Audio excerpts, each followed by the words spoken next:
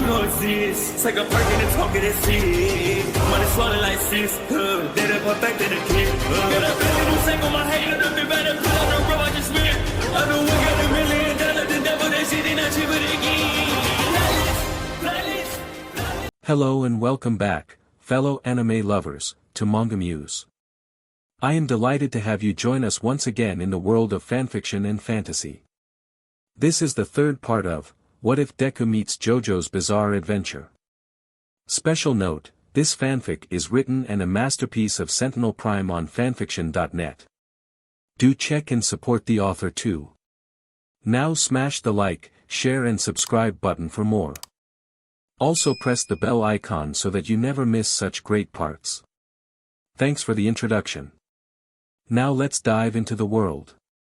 Katsuki had a wicked grin on his face as he saw the damage. As the smoke cleared, he saw the silhouette of Izuku. His smug look turned to shock though, when he saw the green-haired boy standing straight up as if nothing happened. He was hit a bit though. The right sleeve of his trench coat was incinerated, and his hat was on the ground, burnt. I did not see that coming. He said aloud, "You can go ranged now. I'll have to be more careful." "You got that right," Katsuki replied as he walked out of the smoke. His face was no longer in shock. He was grinning like a madman. Wow! The more that's stored in these gauntlets, the stronger the blast. Izuku saw his other gauntlet light up, showing that it was ready. "I've got to get that one off of him, somehow," he thought to himself and got into a fighting position. Katsuki stopped walking when he was 10 feet away from Izuku. "Come on, use your quirk, Deku," he said in a threatening tone, "or your stand. I don't care. I'll force you to surrender even at your full strength." "Bakugou, answer me." Tenya cried in his earpiece, "Did you do that? What in the world did you do? Explain yourself. This is my chance." Achiko said to herself, seeing that Ida was occupied, and ran towards the nuke. "If we retrieve the weapon, we'll win." Tenya noticed Achiko and started running towards her, not using his quirk. "I won't let you, hero," he said in the best villainy way. He was surprised to see Achiko jump over him like an Olympic athlete. Using her quirk on herself, Achiko was now weightless and could possibly reach the bomb. "We need to touch the weapon itself for it to count as being retrieved," she thought to herself as she flew towards it. "She can make herself float now, too," Tenya said with surprise. Achiko then put her fingers together. "Release," she exclaimed and returned gravity on herself. Before she could touch the weapon, though, Tenya used his quirk and moved it away from her. Instead of touching the weapon, Achiko fell to the floor and rolled to the wall, her helmet falling off in the process. "Your quirk is not a threat if you can't touch anything," Tenya stated from the entrance next to the bomb. "I'll hold out until time runs out." "Ha ha ha ha ha ha ha ha. Deku's trying so strong, though," Achiko thought as she recovered. Hey, what's wrong, Deku?" Katsuki asked in a taunting manner. "I didn't hit you, so you can still move, can't you? Come and get me. This is bad." Izuku thought to himself, "With the other one loaded, my top priority will be to get it off. The time will run out before then and we'll lose. Unless... 1 second, Bakugou. I'll be right with you," Izuku said as he looked away and touched his earpiece. "Uraraka, what's the situation?" "Deku," Achiko replied. Katsuki was getting annoyed at seeing Izuku ignore him, again. "Ignoring me again," he said, standing straight up. "I can't believe him." "Sir, you should stop them," Kirishima said with worry, "that Bakugou's really crazy. He's gonna kill him." "I can't believe I'm saying this but..." Adrian added, "I agree with Kirishima. You have to stop them." "No." All Might replied calmly as he remembered Katsuki's words. "I won't do so much damage that this fight gets stopped, but I'm gonna get close. If I don't hit him, he won't die." Strangely enough, some part of him is still sane. The pro-hero thought, I don't know if it's small-minded or what, but anyway. Young Bakugou, he said into the mic, the next time you use that, I'll stop the fight and your team will lose. Huh? Katsuki said with surprise, turning his attention away from Izuku. To attack on such a large scale inside is inviting the destruction of the stronghold you should be protecting. All Might explained, that is a foolish plan for both heroes and villains. You will lose a lot of points for it. The blonde looked down and shook in anger. As a teacher, I should stop this. However, Katsuki yelled in anger, being restricted from using his grenade attack. Go to the pillars by the window. Izuku finished, standing up in the process. Over and out. Fine, then. Katsuki exclaimed, propelling himself towards Izuku. Let's fight it out with our fists. Izuku got into a stance, only felt the floor become uneven, making him go off balance. He watched as Katsuki soared towards him. This isn't good. He thought to himself, I can't dodge it. A counterattack, watch the timing, now. Surprisingly, Katsuki changed his strategy. Instead of going in for a punch, he shot an explosion, blinding Izuku and propelling himself behind him. Still in the air, he shot an explosion into Izuku's back. It made the desired effect, burning more of his trench coat and making the mask fly off of Izuku's face. What Katsuki didn't expect though was for the green-haired boy to pivot himself on his left leg and deliver a swift kick to his right cheek. About time he got a hit on him. Haru exclaimed, seeing Izuku kick Katsuki. But what was that just now? Kirishima asked. He doesn't look like the type to think, Shototodoroki spoke up, getting the students' attention. But he's more suitable than I expected. What do you mean? He changed his course in a blast that doubled as smoke screen and then did it again immediately. Getting in a clean hit while fighting against inertia requires fine lateral adjustments to the power of the explosions. Momo explained. He's too talented, ugh. Denki commented. He's a stuck-up jerk. That's what he is. Adrian said, corrected, I wish I could go in there and let him know how I feel about him. Kicking the podium All Might was standing on, they were surprised to hear sound coming from the monitors. No way. Kirishima said, how did you do that? I don't know. Here I come, they heard. See Katsuki charging at Izuku, it's your favorite right swing. The attack connected with Izuku's left arm, making him wince. That didn't stop him, though, from grabbing Katsuki's right arm with his left and delivering a strong punch to his gut. Doubling over, the blonde didn't have a chance to recover as Izuku grabbed him by the shirt and threw him into the wall. Where did he learn martial arts? Mashireo asked. I have no idea. Hanta replied. He is very skilled with his fists. Tsuyu said. His hand-to-hand combat puts him on even ground with Bakugou. Tokoyami added, it's strong to tell who's going to win. Katsuki was more than surprised at Izuku being able to fight back. Seeing that he was getting nowhere, he decided to use the same trick again. As predicted, Izuku swung with his right fist and Bakugou prepared to send out an explosion. No. Not this time. Izuku exclaimed in his head and placed his left hand over his eyes, protecting them from the smoke.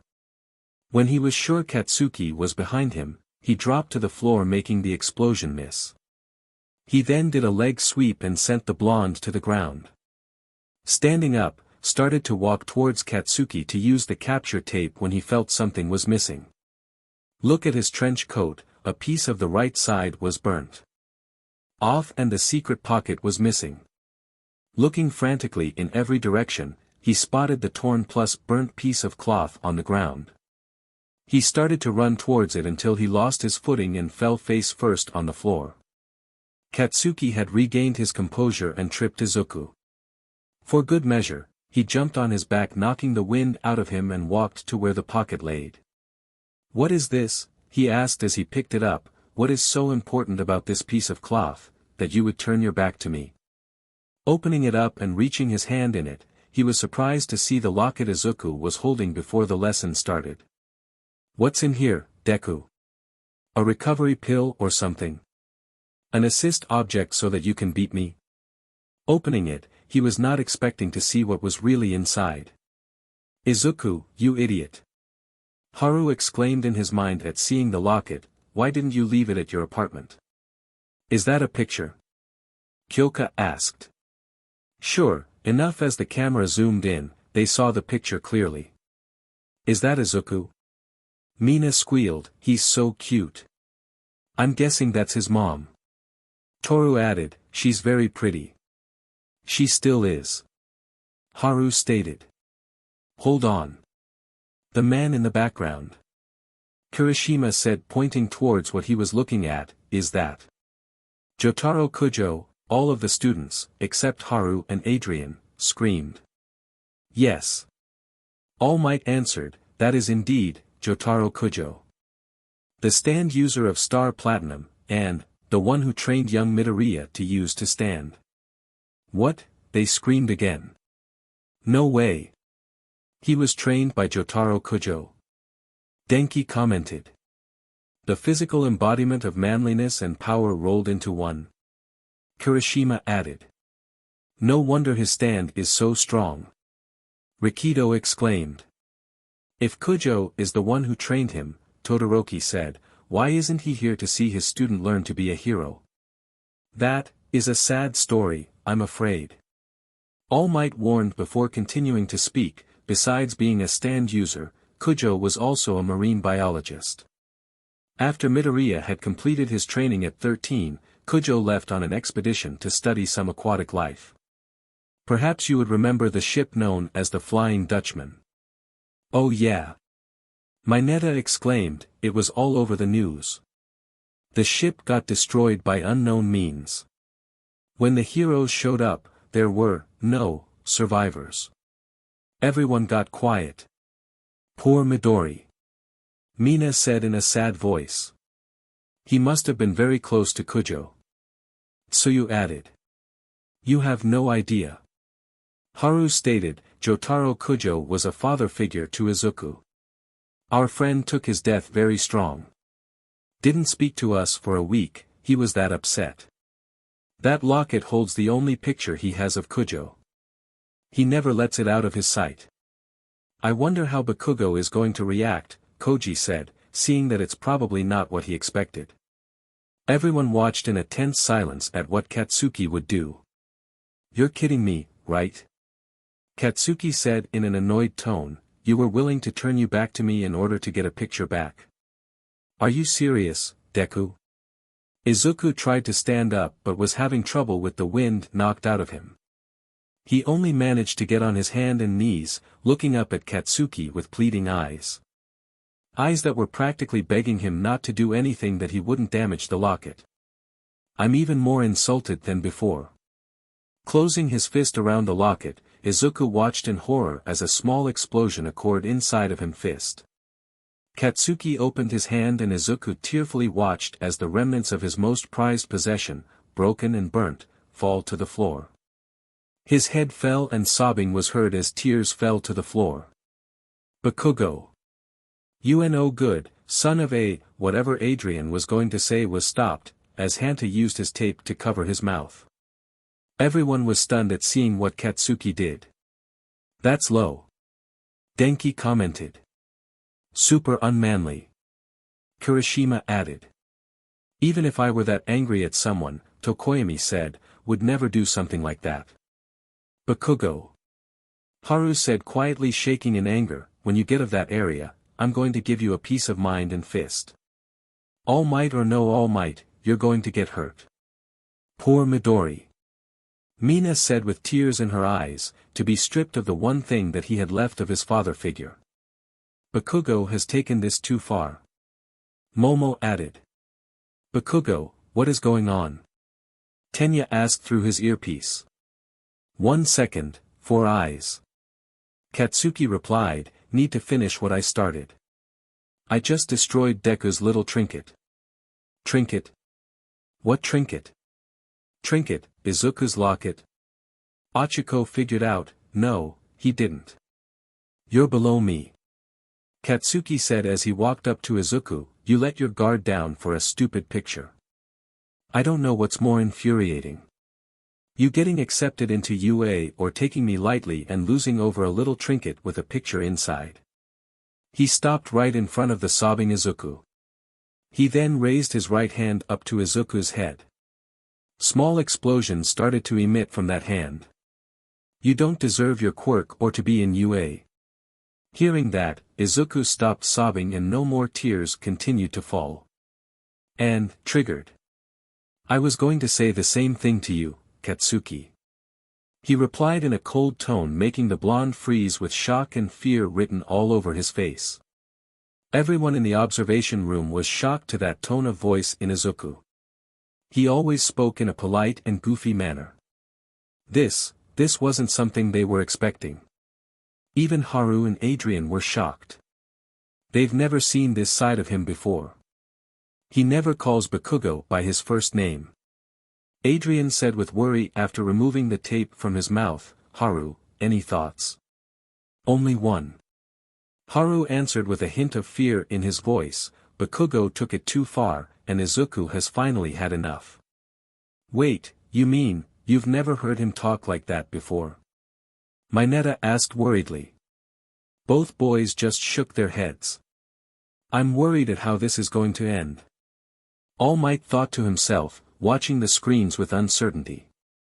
What's wrong with me? Katsuki screamed in his head while his whole body shivered. He's right there, at my mercy, but I can't do anything. Why am I shivering? I'm not cold. Am I shivering out of fear? Izuku slowly stood up, putting his left hand on Katsuki's right gauntlet. His head was still down, so no one could see his face. When he looked up though, it was the same stone-cold glare that he gave Katsuki at both their old school and the PE track in UA. Right there and then, Katsuki knew the answer for his shivering. He was truly afraid. Katsuki. He said again, looking at him dead in the eyes, you just got your third strike. He threw a punch at Katsuki that connected with his chest. Now it was the blonde's turn to have the wind knocked out of him. He wasn't finished with him though. Izuku pinned Katsuki to the wall and started wailing on him. He felt every punch, every kick. This lasted for 11 seconds and then Izuku punched him square in the jaw and threw him into another wall. Katsuki fell to the floor, the wind knocked out of him as he tried to stand. What I just did to you. Izuku said in that cold tone, the beating I just gave you, is all of the anger that I've kept under wraps for the past 11 years. I made you feel how I felt in 11 seconds. Weak, defenseless, useless.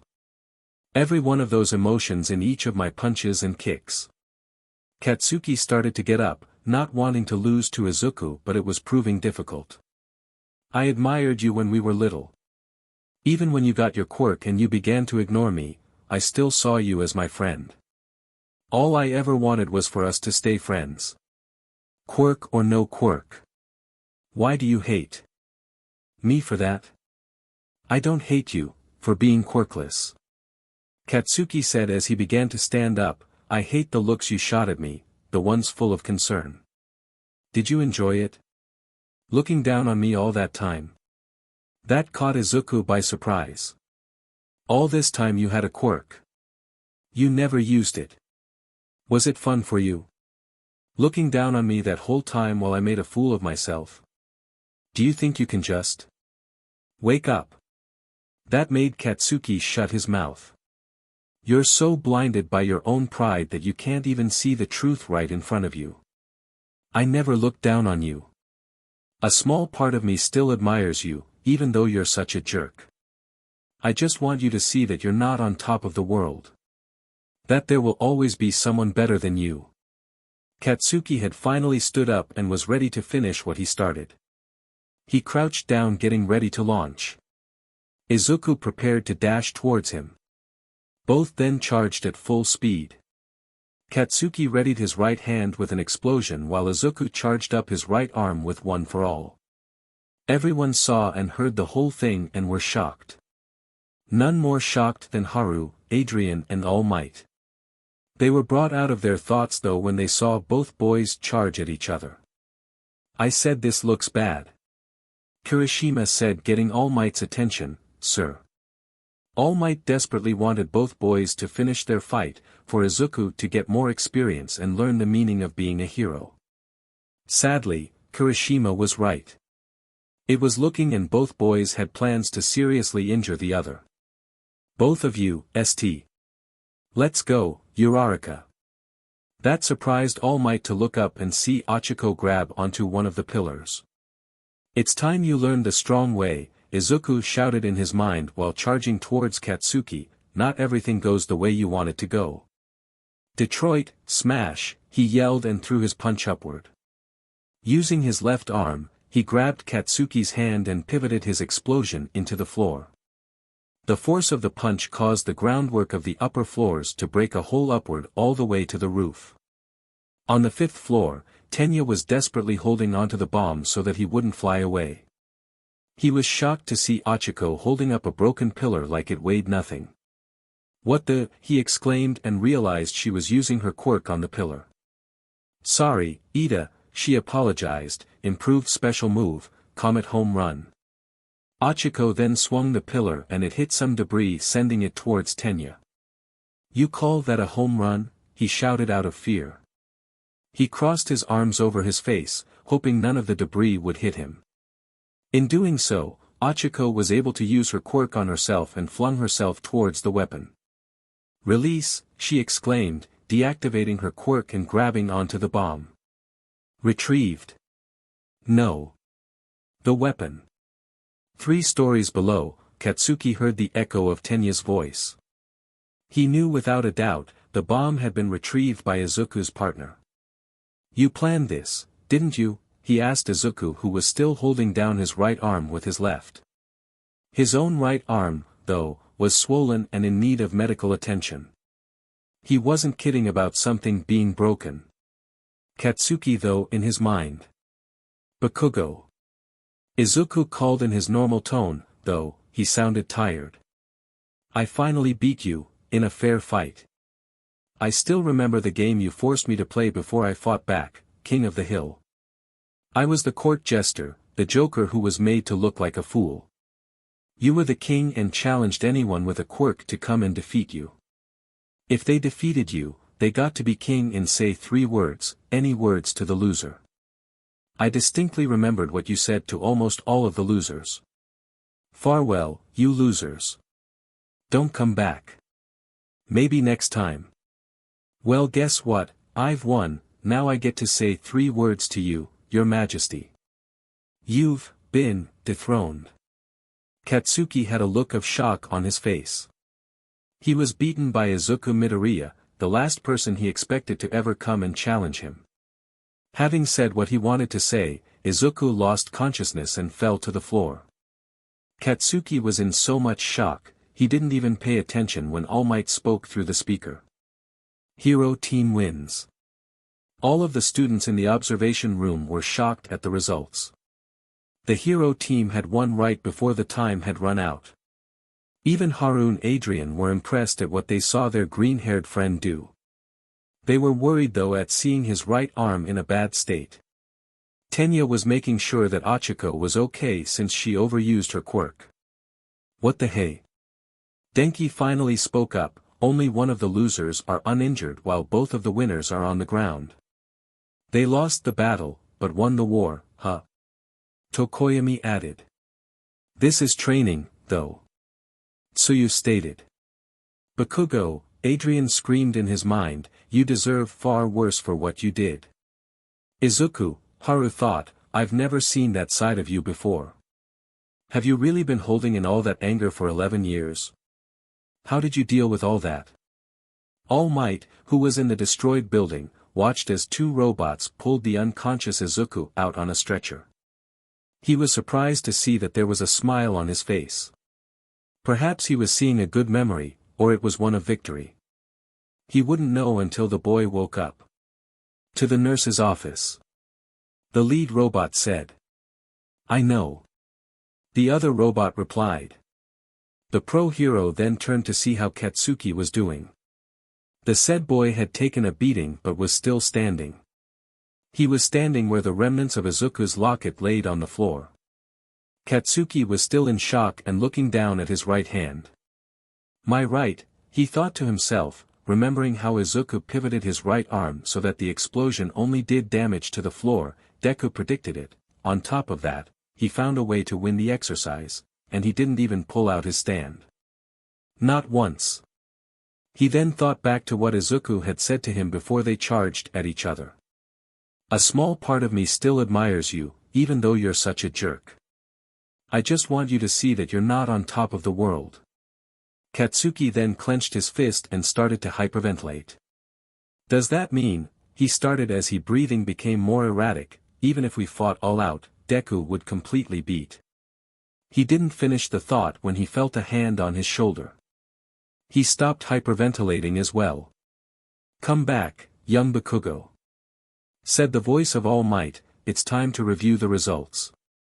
Whether you win or lose, looking back and learning from your experiences is a part of life. Well, even if I say that, All Might addressed to the students, the MVP for this battle was young Ida. This surprised everyone of the students. Excuse me? Adrian exclaimed.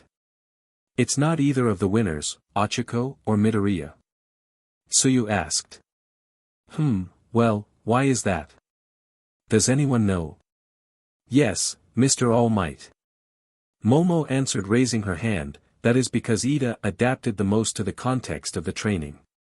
From watching the match, it appears Bakugou acted on his own because of an obviously personal grudge. And as Mr. All Might said earlier, it is foolish to launch a large-scale attack indoors. In the same way, taking into consideration the damage he received, Midoriya's plan was somewhat rash. He did, though, have a good plan with keeping Bakugou distracted so that he wouldn't catch on to his partner heading towards the weapon's location. Going to Uraraka, she let her guard down mid-battle, and her final attack was too reckless. If she treated the papier-mâché as a real weapon, she would not have been able to do something so dangerous.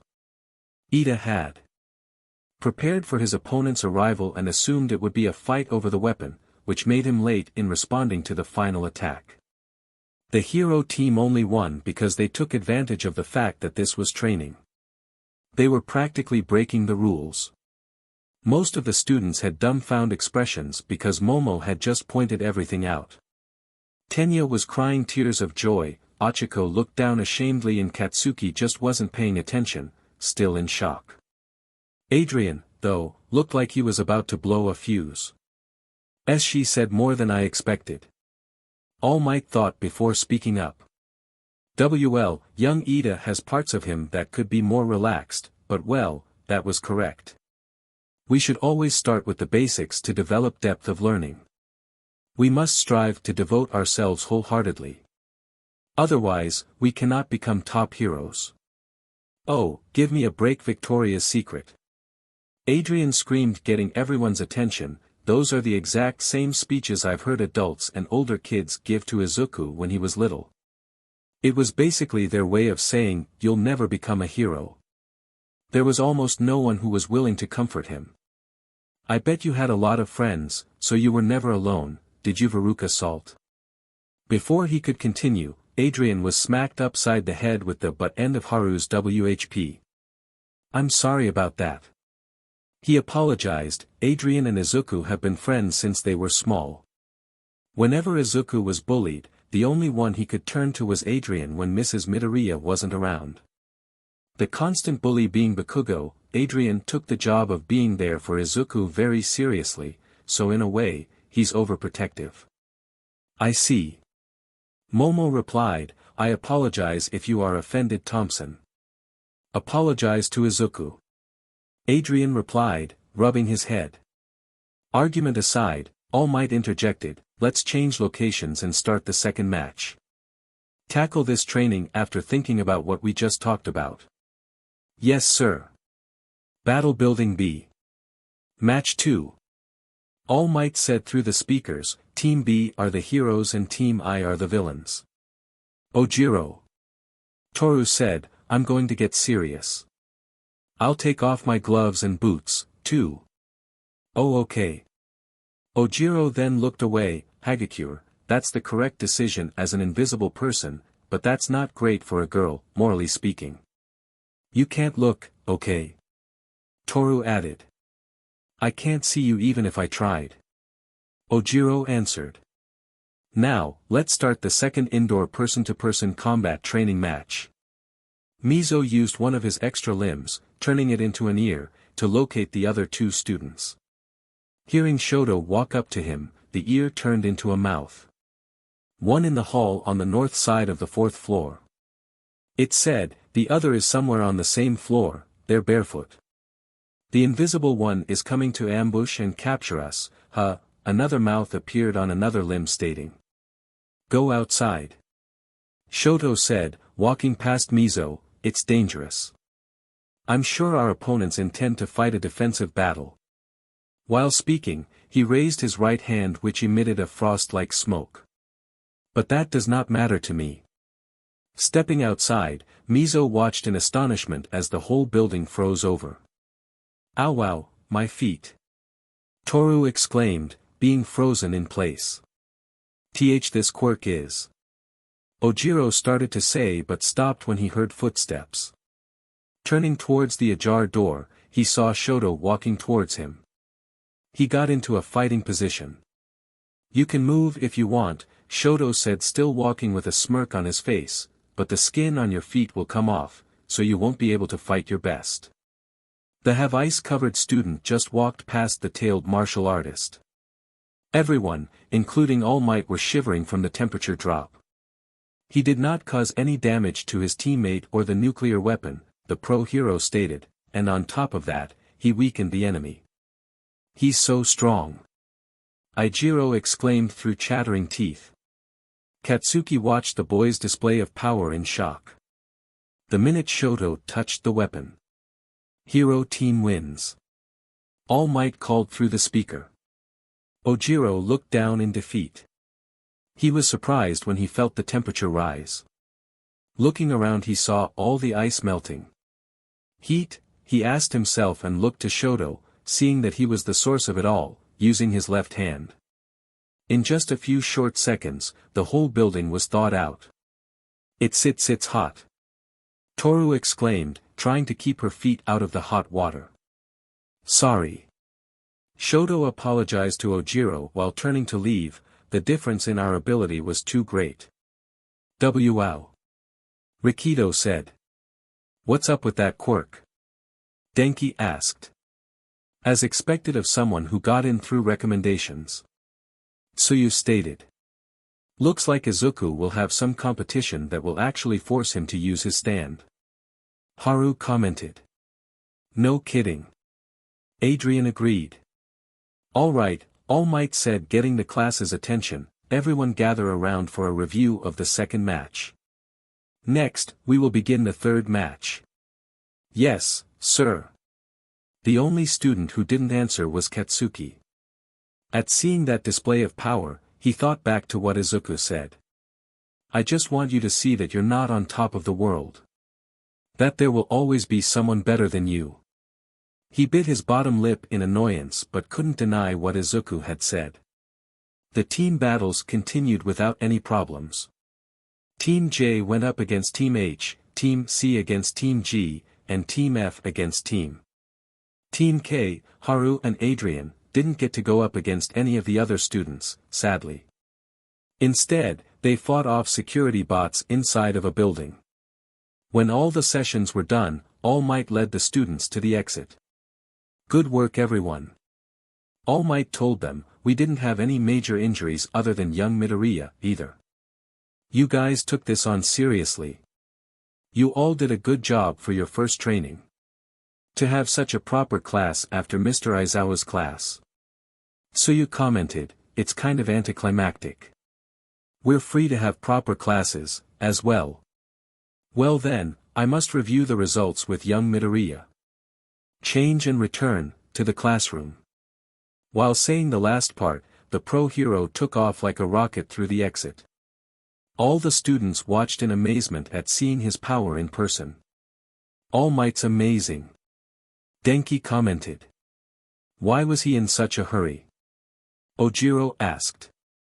So amazing. Mineta added. While running, All Might looked behind himself to take one more look at the students.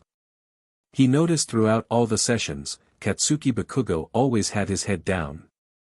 Young Bakugou is a mass of pride, he thought to himself, and there's nothing more fragile than a heart that's swelled to bursting. Both his pride and ego have taken a massive hit when he lost to young Midoriya. As his teacher, I must counsel him well. But right now. All Might then entered a room with a sign saying, staff only, and closed the door behind him. Steam was emitting from his body and he was panting strong. If I teach a class, he then turned into Toshinori Yagi, the suit looking much too big for him, I barely have enough time. Shoot. Nurse's office. The school year has just begun, Recovery Girl said from her chair in an angry tone, and he's already been in here 3 times. Why didn't you stop him, All Might? I apologize, Recovery Girl. All Might replied, still as Toshinori Yagi. What are you apologizing to me for? On top of his total exhaustion, he was here just yesterday. Both looked to where Izuku laid, unconscious, on the hospital bed. His right arm was in a cast while his left was hooked to an 4-tube. I can't treat him all at once. I did first aid treatment already, so after the 4 is finished, we can only wait for his body to heal slowly overnight. Geez, I know he's your favorite and that you passed on your powers to him, but that doesn't mean you should spoil him. There is nothing I can say to that. Because I wanted to consider his feelings, I hesitated to stop the training match. Even so, will you please not talk about One for All so loudly? Yes, yes, Mr. Natural-born Hero. Mr. Symbol of Peace. Recovery Girl replied in a sarcastic way. My injury and this form of mine are common knowledge among the UA teachers and a certain group of pros, but the secret of my quirk, One for All, is known only to you, the principal, my close friends and young Midoriya, as well as his close friends. I know it's not like you want to rest your laurels at the top, but is being a natural-born hero or the symbol of peace really that important? If I no longer am, then the superhuman society will be seized by evil. This is the responsibility of those of us with this power. Recovery Girl smiled at that declaration. If that's the case, she said to him, then it's even more important for you to learn what it means to guide someone. Yes, ma'am. If Jotaro Kujo were alive, he could give you a few pointers. I would gladly accept them. From what I heard from young Watanabe and young Thompson, he was like a father to young Midoriya. Flashback. 8 years ago. Izuku had just completed another of Jotaro's lessons. As a reward for doing a good job, Izuku was allowed to decide on a celebration. He heard that a carnival had come to town, so he wanted himself, his mom and sensei to go there. They arrived an hour after lunch, bought their tickets and walked into the carnival area. Wow! Izuku exclaimed, looking at all of the rides and attractions, there are so many things to do. Where should we go first? Jotaro-sensei, where would you like to go? Why are you asking me? Jotaro replied to his student, it's your celebration. You get to call the shots. Hearing this, Izuku pointed to the roller coaster and all 3 walked towards the ride. Izuku and Inko were screaming their heads off the whole ride while Jotaro remained silent. Next they went to the House of Mirrors. Izuku's laughed at one when he looked like a stick. Inko made a small joke about going on a diet when seeing herself fat in a mirror. Both laughed when Jotaro stood in front of a mirror that made him look like a bad drawing.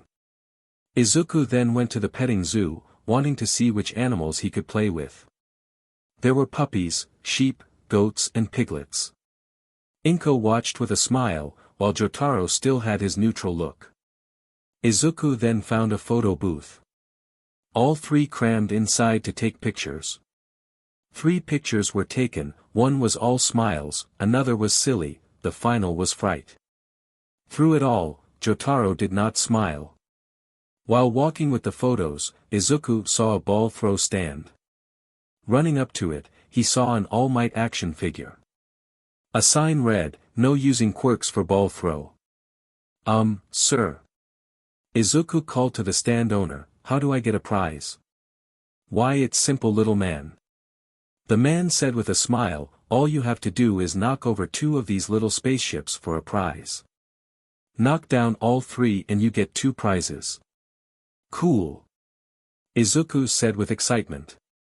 Paying for his 3 tries, he took the ball and threw them as strong as he could. His aim was good and so was his throw. Sadly, not a single one of the spaceships got knocked over. "Aw man," he said disappointedly. "Sorry, little man." The owner said, "Better luck next time." "Hold it." Jotaro called, getting the owner's attention, "I take a whack at it." "Okay, your money my friend." The owner replied. What he didn't know was that Jotaro saw his game. The spaceships were made of metal, so that no matter how strong you hit them they wouldn't go down. It would take someone with a quirk to take down those ships. Sadly, for him, the one throwing the ball was none other than Jotaro Kujo, the stand user of Star Platinum. Pulling his arm back, the MSTR stand user threw every ball, not only knocking the ships down but also putting a dent in them. "Hey, you cheated," the owner accused only to have his shirt grabbed and his face centimeters away from Jotaro's. "Listen pal," the stand user said in a low voice and a scowl on his face, "I know you rigged the game so that no one could beat it. You're not used to having someone beat it, are you? Well, guess what, I just did, and it looks like you're refusing to cooperate.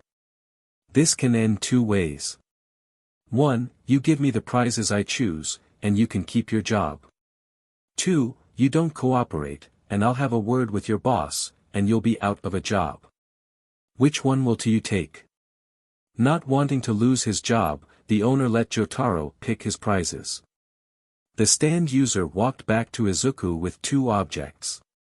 One was the All Might action figure, the other was a locket. "You didn't have to do that, Jotaro-sensei." Izuku said, "I was alright not getting a prize." "It wasn't." Jotaro said in a matter-of-fact tone, "Both of these are for you."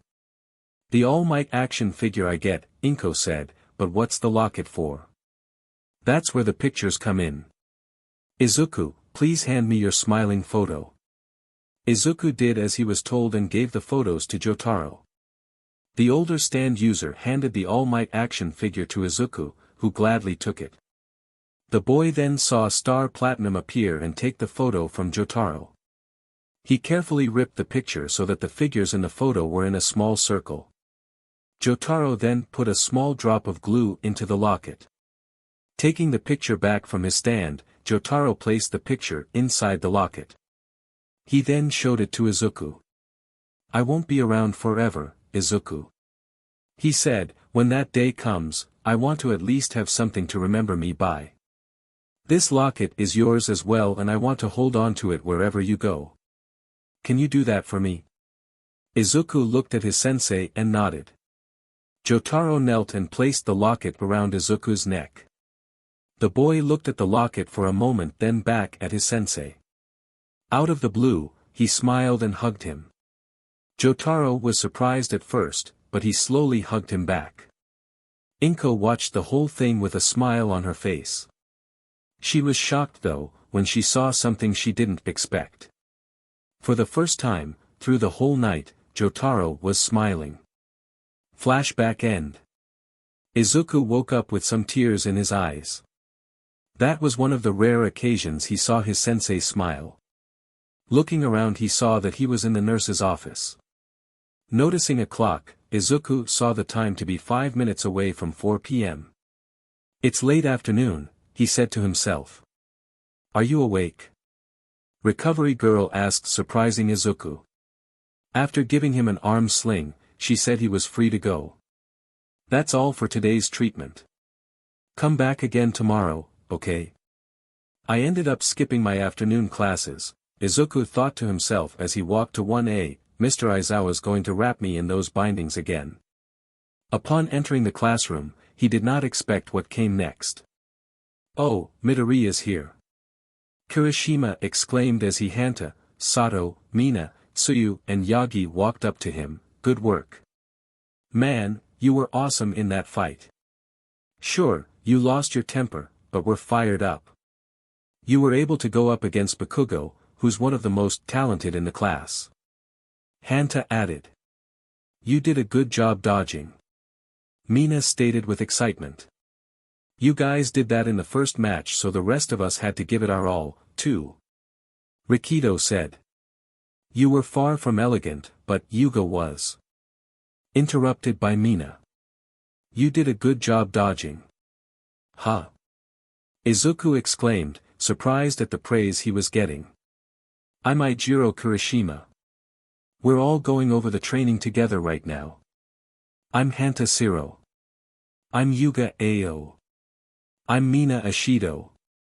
You did a good job dodging. I'm Tsuyu Azui. Call me Tsu. I'm Sato. Izuku tried to speak before grape-haired boy interrupted. I'm Mineta, he stated, so, you were trained by Jotaro Kujo? Yes. Izuku answered with a smile, yes I was. That's so awesome. Gyro exclaimed, you must have had some great training with him. What was it like? Was he rough? Sato asked. Did he keep you on track? Mina added. What method of stand using did he use on you? Tsu added. Let's just say the training I got was basically tough love. Izuku answered, thinking back on when he was pounded by Jotaro in every training session. Very tough love. You guys are too loud. Tokoyami said while sitting on one of the desks, then looked to where Haru and Adrian were standing. You're not going to intervene. For what reason? Adrian asked. For once in his life, Izuku is being praised by someone else other than us. It's nice to see that he is making some more friends now. Haru added. Tokoyami. Tenya exclaimed, marching up to the bird-headed boy and waving his hands, that desk in not a chair. Get off immediately. It's not a big deal, is it? Kyoka asked. What's with those hands, anyway? Ojiro asked, pointing out the way Tenya waved his hands. You people, I cannot condone actions that disrespect the desks the great men and women who our upperclassmen once used. You're too loud. Tokoyami replied in a bored tone. All the students who heard it gave him different looks. Ida never wavers, does he? Izuku said to himself. Just then, Denki walked in carrying a bunch of books with Uraraka right behind him, carrying some as well. Hey, Uraraka, he said, stopping once they were inside the classroom, wanna grab a bite to eat sometime? What do you like? Machi, she was about to answer when she noticed Izuku and ran to him. Wait, Deku, she didn't heal your injuries. Oh, Izuku answered, it's because of how much stamina I have, and... Huh. He stopped when he noticed that Katsuki was missing. Uraraka, more importantly. Izuku was running through the whole school trying to find him. He thought back to what Achiko had told him. We all tried to stop him, she had said, but he just went home now without saying anything. In his mind, Katsuki was a lot of things. A jerk, a bully, and a prideful individual who needed his ego taken down a few notches. One thing he knew for sure, a quitter was not one of them. He then thought back to during the training session when Bakugou was looking for him. Hey! You tricked me, didn't you? Was it fun tricking me all this time? You've got a flashy quirk there, don't you? He finally found him when he exited the school. He saw Katsuki walking towards the exit of the school property. He had to know if he'd given up or not. Bakugou, he called and ran up to him. The blonde boy stopped in his tracks when Izuku called him a second time. What? He said, barely turning his head to look at him. Izuku could tell that he had really damaged Katsuki's ego. He didn't know why, but for some reason, he felt like he needed to tell him the truth about One for All. It's a secret I didn't even tell my mom. Izuku thought to himself, but, Jotaro-sensei told me to never take damaging a person's pride too far if they fought fair and square. I think I did when I gave him that beating. Well, here goes nothing. There's one thing I feel like I have to tell you. Izuku started, my quirk is something I received from someone else. Huh? Katsuki muttered, looking more to him. I can't say who I got it from, though. I won't say, but it's like a story out of comic books, except it's true. On top of that, I still can't control it properly. It's just a borrowed power that I haven't made my own yet. If you remember, I told that's one of the reasons I tried to beat you without using it. But in the end, even with my martial arts training, I still needed it to win. I've still got a long way to go, with both my quirk and stand, that's why, one day I will make this quirk my own and beat you with my own power. Finished speaking, he looked directly at Katsuki, who had a surprised look on his face. Izuku supported one of his own. I just came to tell him I didn't trick him. Izuku thought in his mind, what have I done? What is that? Katsuki asked, fully turning to Izuku, borrowed power? You're talking nonsense. What are you trying to do, make me out to be more of a fool than you already have? Huh? What are you trying to say? Today, I lost to you, utterly and completely, that's all it was, that's all. As I watched the ice guy, I thought, I can beat him. Drat it. I ended up agreeing with what both you and Ponytail Girl said. Drat it. Drat it. Drat it. Hey, you too, Deku. I'm just getting started. You hear? Here, I will become number one. Izuku saw tears in his eyes and just nodded his head. I'll be waiting for you when we both have gotten better for a rematch. He said to him and was about to walk away. Hey, Deku. He heard Katsuki call to him, I'm not sure if you'll accept what I'm about to say, but, I'm sorry. Izuku turned back to him with a surprised look on his face. That locket, the fact that you turned your back to me during training, it must have meant a lot to you. I did deserve that beating you gave me. That's all I have to say. Katsuki then turned and started to walk away. Unbeknownst to both boys, Haru and Adrian had come outside to make sure Katsuki didn't try to do something harmful to Izuku. They arrived just at the part and Katsuki said he was agreeing with what Izuku and Yaoyorozu had said. They both had surprised looks on their faces at what they heard the spiked blonde just said. Did Bakugou just apologize? Adrian said in surprise. Trust me, you're not the only one who's surprised. Haru added. There he is, shouted the voice of All Might, running up to Bakugou and placing his hands on his shoulders. Young Bakugou. Just so you know, pride is important. You definitely have the abilities needed to become a pro. You still have a lot of. Let go of me, All Might. I can't walk. Katsuki said in an angered tone and looked back at him. I'll become a hero who surpasses even you without you telling me. Only in your dreams. Haru and Adrian thought at the same time. Huh. Oh, right. The pro hero replied as he removed his hands from Katsuki's shoulders. He watched as the spiked blonde walked away. He's gotten over it. It's strong being a teacher. Up in Class 1A, Mina, Ochiko, and Tsuyu were watching the whole interaction from the window. What was that? Mina asked. The fated battle between men. Ochiko said with a fierce look.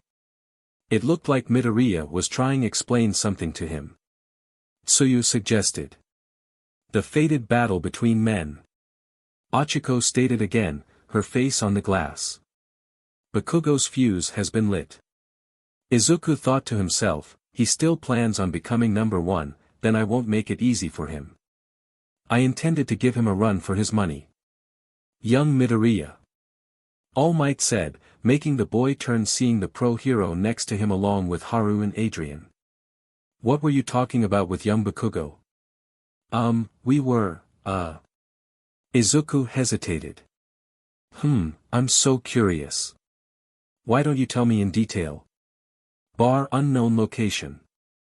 Did you see this? Said an unknown figure who was covered with hands. He set down a paper telling about All Might becoming a teacher at UA. It says he's a teacher. Hey, what'll you think will happen, if the symbol of peace is killed by villains? Izuku had to go to the nurse's office to have his arm checked. Sadly, some reporters stopped him and started to ask questions. It seemed that everyone knew about All Might's job at UA now and wanted to know how the pro was teaching the students. Hey, you, a reporter said, putting her microphone in Izuku's face, how are All Might's classes? Excuse me, I have to go to the nurse's office. Izuku answered and ran into the school. Will you tell us about what the symbol of peace is like as a teacher? The same reporter asked Dachiko. What he's like, she replied, he's very muscular. What do you think of All Might as a teacher? The reporter asked Tenya. He made me recognize anew that I attend an educational institution that is the best of the best. He replied, of course, his dignity and character go without saying, but we students are constantly able to see his humorous side. It is a unique opportunity to learn about being a hero directly from one. The reporters moved on to someone else, almost falling asleep from Tenya's speech, who happened to be none other than Katsuki Bakugou. Excuse me. Can you tell me about All Might? Recognition crossed the reporter's face. Oh. You're the one who was captured by the sludge villain. Stop it. Katsuki replied in an annoyed tone and continued to walk. The reporters then went on to the next person, Aizawa. About All Might, wow, you're scruffy, what's your deal? He's not on duty today. Aizawa replied in a neutral tone, you are disturbing the classes. Please leave. The teacher then walked away from them and towards the school. They called to him still wanting to get an interview. I can't believe All Might was able to work as a hero with all of this. Aizawa thought to himself. Hey. Just a little time is fine, the reporter said as she tried to follow Aizawa in, just let me see All Might dash. She didn't get any further as red lights and a small alarm went off. Metal doors then closed the entry and raised the walls. What the, she said in surprise. It's the UA barrier. The cameraman said, that's what we call it. That's so lame. What the heck is that? If someone tries to get in without a student ID or pass to enter, the security system kicks in. Apparently, there are sensors all over the school. What the heck? They think they're so high and mighty. They could at least give a brief comment. Seriously, we've been here for 2 days, and they still won't say anything. 2 days. That's nothing compared to what I did. A new voice said, getting the reporter's attention. They looked just in time to see someone leap over the wall and into UA grounds with little effort. Surprise was written all over their faces. What, just, happened? Class 1A room. Good work on yesterday's combat training. Aizawa addressed to the students, I saw the videos and results. Bakugou, you're talented, so don't act like a kid. I know. Katsuki answered begrudgingly. The teacher then turned his attention to Izuku. And Midoriya. You settled it by breaking your arm again, huh? I'm glad you're not labeling it as an excuse, only a way for you to better yourself. That said, keep up the attitude but also please rein in your temper. I saw what you did to Bakugou and it was unnecessary. Yes, sir. Izuku replied. Now let's get down to homeroom business. Sorry about the late notice, but today, I'll have you take another special test. The students concluded in their minds. Decide on a class representative. It's actually a normal school activity. I want to be class rep. Pick me. Kirishima shouted. Me too. Denki chimed in. I want to do it, too. Kyoka added. It's a job made for M. Yuga started before Mina interrupted him. I'll be the leader. My manifesto is for all girls' skirts to be 30 centimeters above the knee. Mineta shouted. Let me do it. Me. Bakugou shouted. Well, I know he's not going to get picked. Izuku thought to himself and looked towards his friends. He noticed Haru and Adrian weren't joining in. You guys don't want the job? No thanks. Adrian replied, I've got enough responsibilities as it is. Besides, we know someone else better suited for the job. Haru added. Silence, please. Ida said, getting the class's attention, it is a job with a serious responsibility of leading others. It is not a job for just anyone who wants to do it. It is a calling that requires the trust of those around you. If we want to use democracy to decide on a true leader, then we should hold an election to choose one. Your hand is raised the highest, the student stated to Tenya. Why did you suggest that? Denki asked. We haven't known each other for that long, Tsu stated, so how can we have trust or anything? If that's the case, and everyone votes for themselves. Kirishima added. Don't you think that is precisely why whoever receives multiple votes here can be truly considered the most suitable person? Tenya said, what do you think, Mr. Aizawa? I don't care, as long as you decide before homeroom is over. Aizawa said as he zipped himself up in a sleeping bag and laid down on the floor. Thank you very much. A few minutes later the results came for class rep. What Izuku saw shocked him. Izukumidoriya 5. Momo Yaoyorozu 2. I got 5 votes. Izuku exclaimed. Why Deku? Katsuki exclaimed, clearly upset, who besides short stuff and Goldilocks voted for him. Well, it's better than voting for you. Hanta replied. What did you say? Haru and Adrian looked to Achiko, who was whistling a merry tune with smiles on their faces. It'd be scary if Bakugou finds out. Achiko thought to herself. Meanwhile, Tenya was shaking with failure while muttering to himself. 0 votes. He said, I knew that would happen, that is only to be expected of a person's calling. You voted for someone else, huh? Momo asked. But you wanted to do it, too. Rikido added, what are you trying to do, Ida? Outside, Izuku was as cool as a cucumber. Inside, he was shaking like desert lizard in the Arctic. Being trained by Jotaro, he saw himself as more of a fighter, not a leader. He would ponder on those thoughts later as he stood in front of the class with Momo next to him. Then, the class rep is Midoriya, Aizawa said, and the deputy class rep will be Yaoyorozu. Seriously, he said in an angered tone, his face turning to Adrian and Haru. Both looking back at him with innocent looks. How vexing. Yaoyorozu said in a bored tone. That might not be too bad. Tsu stated. After all's said and done, Kirishima added, Midoriya can be very fired up, anyway. And Yaoyorozu was cool when we were going after the battle results. Hanta stated. Before I forget. Aizawa added, there's a possible transfer student here in UA. He's here to see if he would want to attend this school. Please make him feel welcome. Also, his name is Jonathan Juchira Yaoyorozu. The students were surprised to hear that a student might be transferring to UA. None were more surprised than Izuku and Momo as they looked towards the door. A figure then entered room. He looked to be 16 years of age and was exactly 6 feet tall.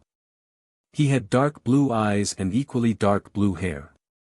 He wore a white button-up shirt that was covered with a black long-sleeved business shirt. His jeans were also black, as were his shoes. He completed the look with a light black hat on top of his head. Looking around the room, his eyes landed on Izuku and Momo, who were staring at him in shock. Zuku? Momo? He asked with surprise. Jojo? the rest of the class shouted. No way. Denki said, the most popular kid from Best Boys magazine is transferring to U.A. His last name is Yaoyorozu. Sue stated, is he related to you, Momo? Yes, he's my younger brother. She answered. You're what? They shouted back. If you're going to socialize, Aizawa interjected, do it in the cafeteria. Lunch rushes eatery. There are a lot of people today, too.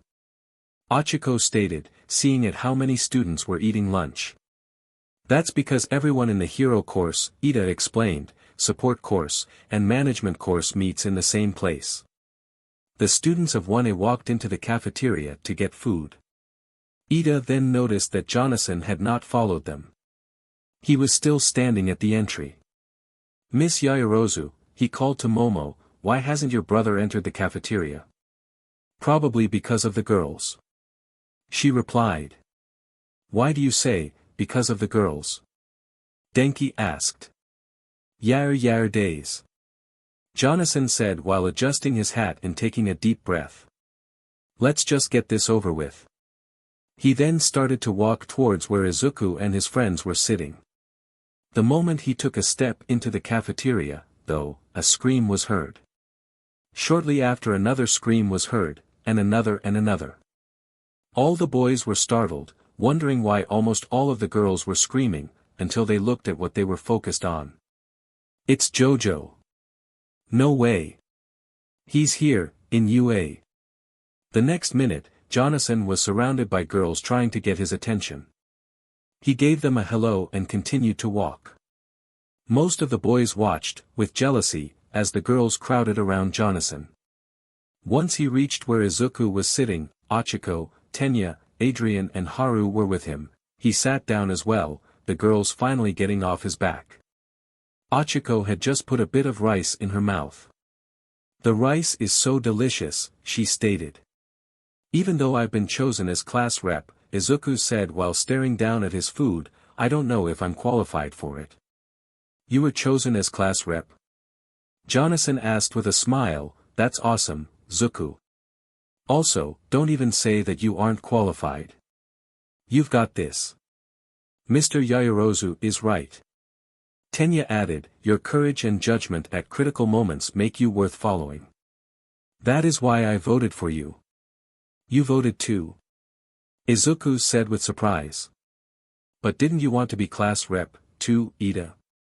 Achiko asked, I mean you've got glasses and everything. Wow, that was, very blunt. Haru stated. Wanting to do it and being suitable for it are different issues. Ida stated, I merely did what I judged to be correct.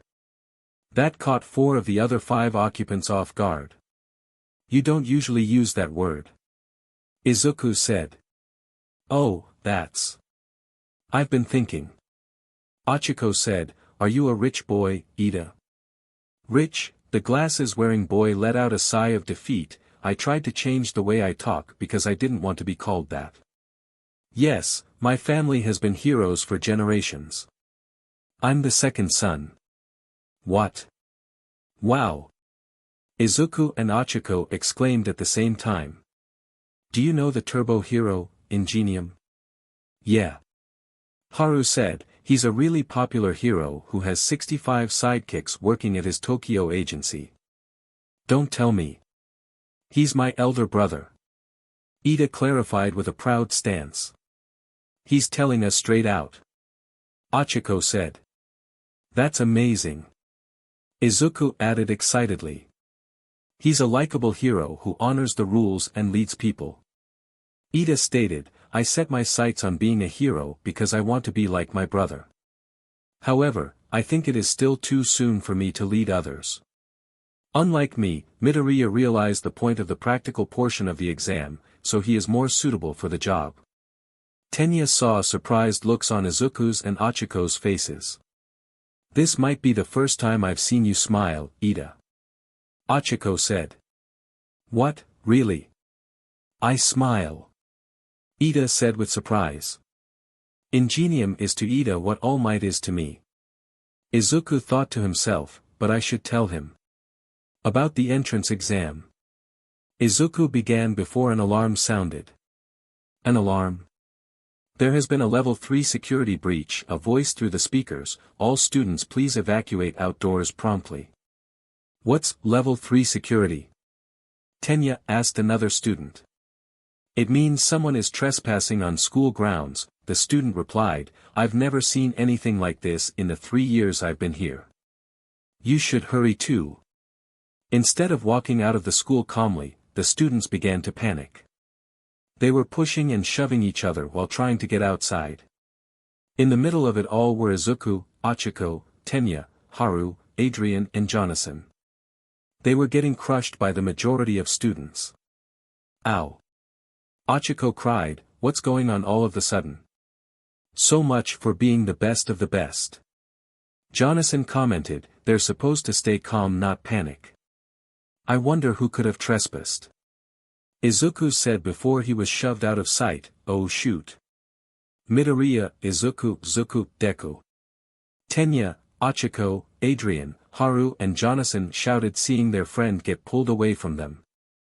Who in the world trespassed? Haru asked. I'll take a look. Adrian replied and with difficulty moved to the window. He was shocked to see who was on school grounds. What the press? Give us all might, the reporter demanded to Aizawa and Present Mike who were standing in front of the entrance. He's here, isn't he? We told you, he's not here. Present Mike responded.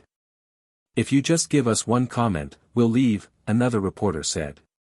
If you guys get one comment, Aizawa replied, you'll want another. That's just how you are. They're illegal trespassers, you know. Present Mike whispered to Aizawa, you could call them villains. You think we can beat them up? Don't do it, Mike. Aizawa whispered back, they'll write up a bunch of half-truths about you.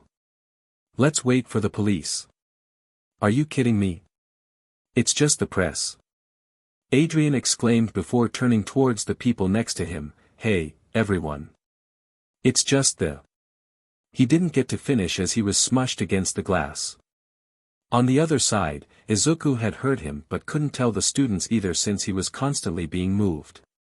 Come on, Izuku, think. Izuku thought to himself, what would All Might do? What would Jotaro-sensei do? Izuku then thought back to one of his lessons. Flashback, 10 years ago. Aura. Star Platinum shouted as he started to PND on Agile Emerald, Aura. Aura. Aura. Aura. Aura. Aura. Aura. Aura. Smash. Smash. Smash. Smash. Smash. Smash. Smash. Smash. Agile Emerald shouted back as he tried to counter the punches. Tried being the key word. After 3 more attempts to block, Izuku was sent across the ground, his face in the dirt. I already see what's wrong. Jotaro said. What is it, Jotaro-sensei?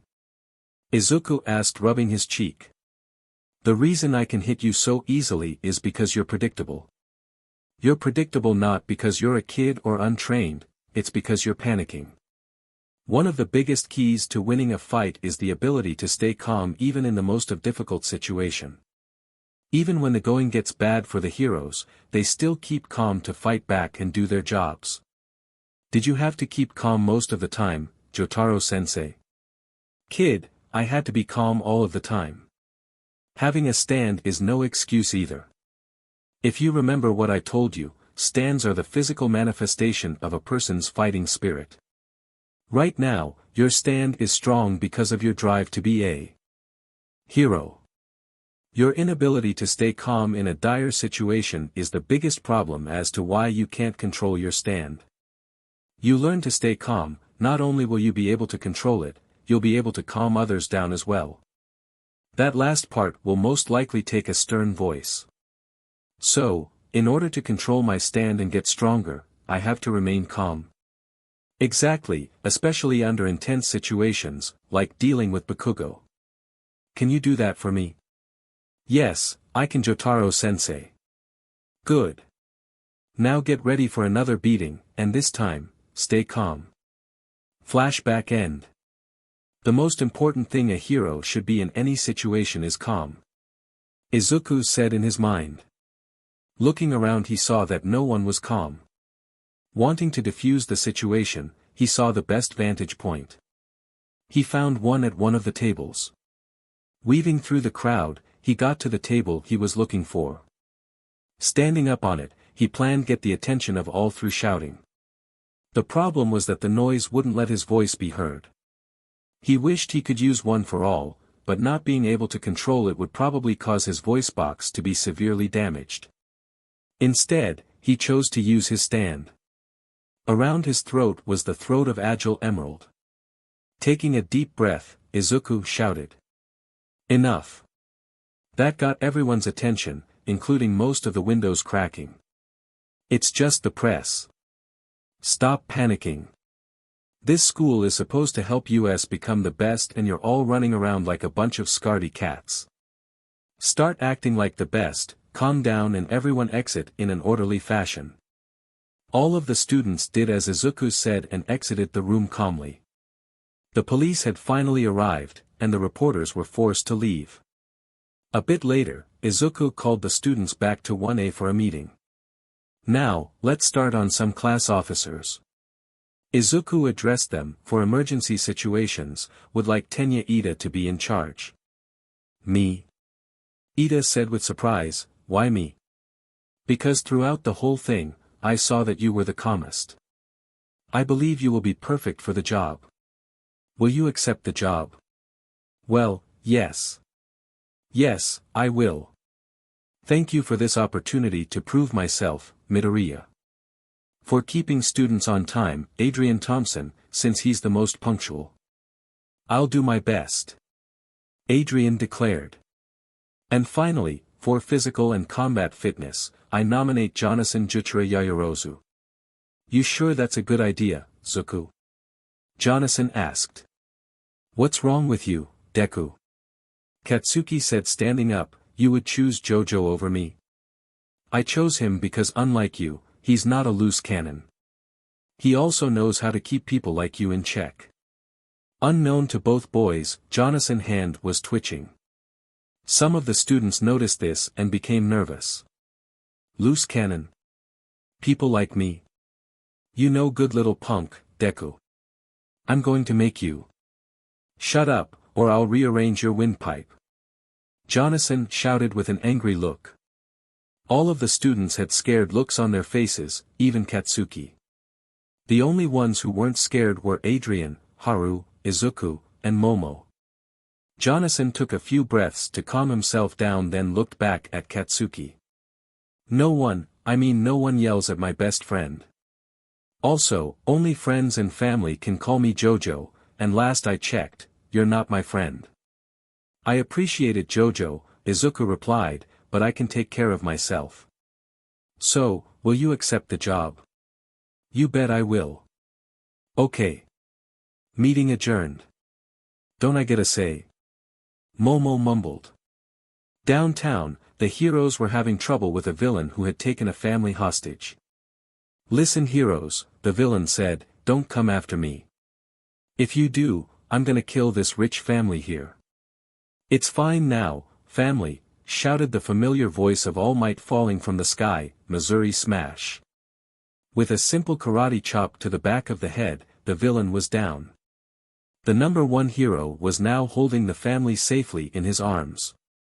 All Might wasn't wearing his hero costume. Instead he was wearing a business suit. Why? Because I am here on my way to work. A hit and run, the woman screamed.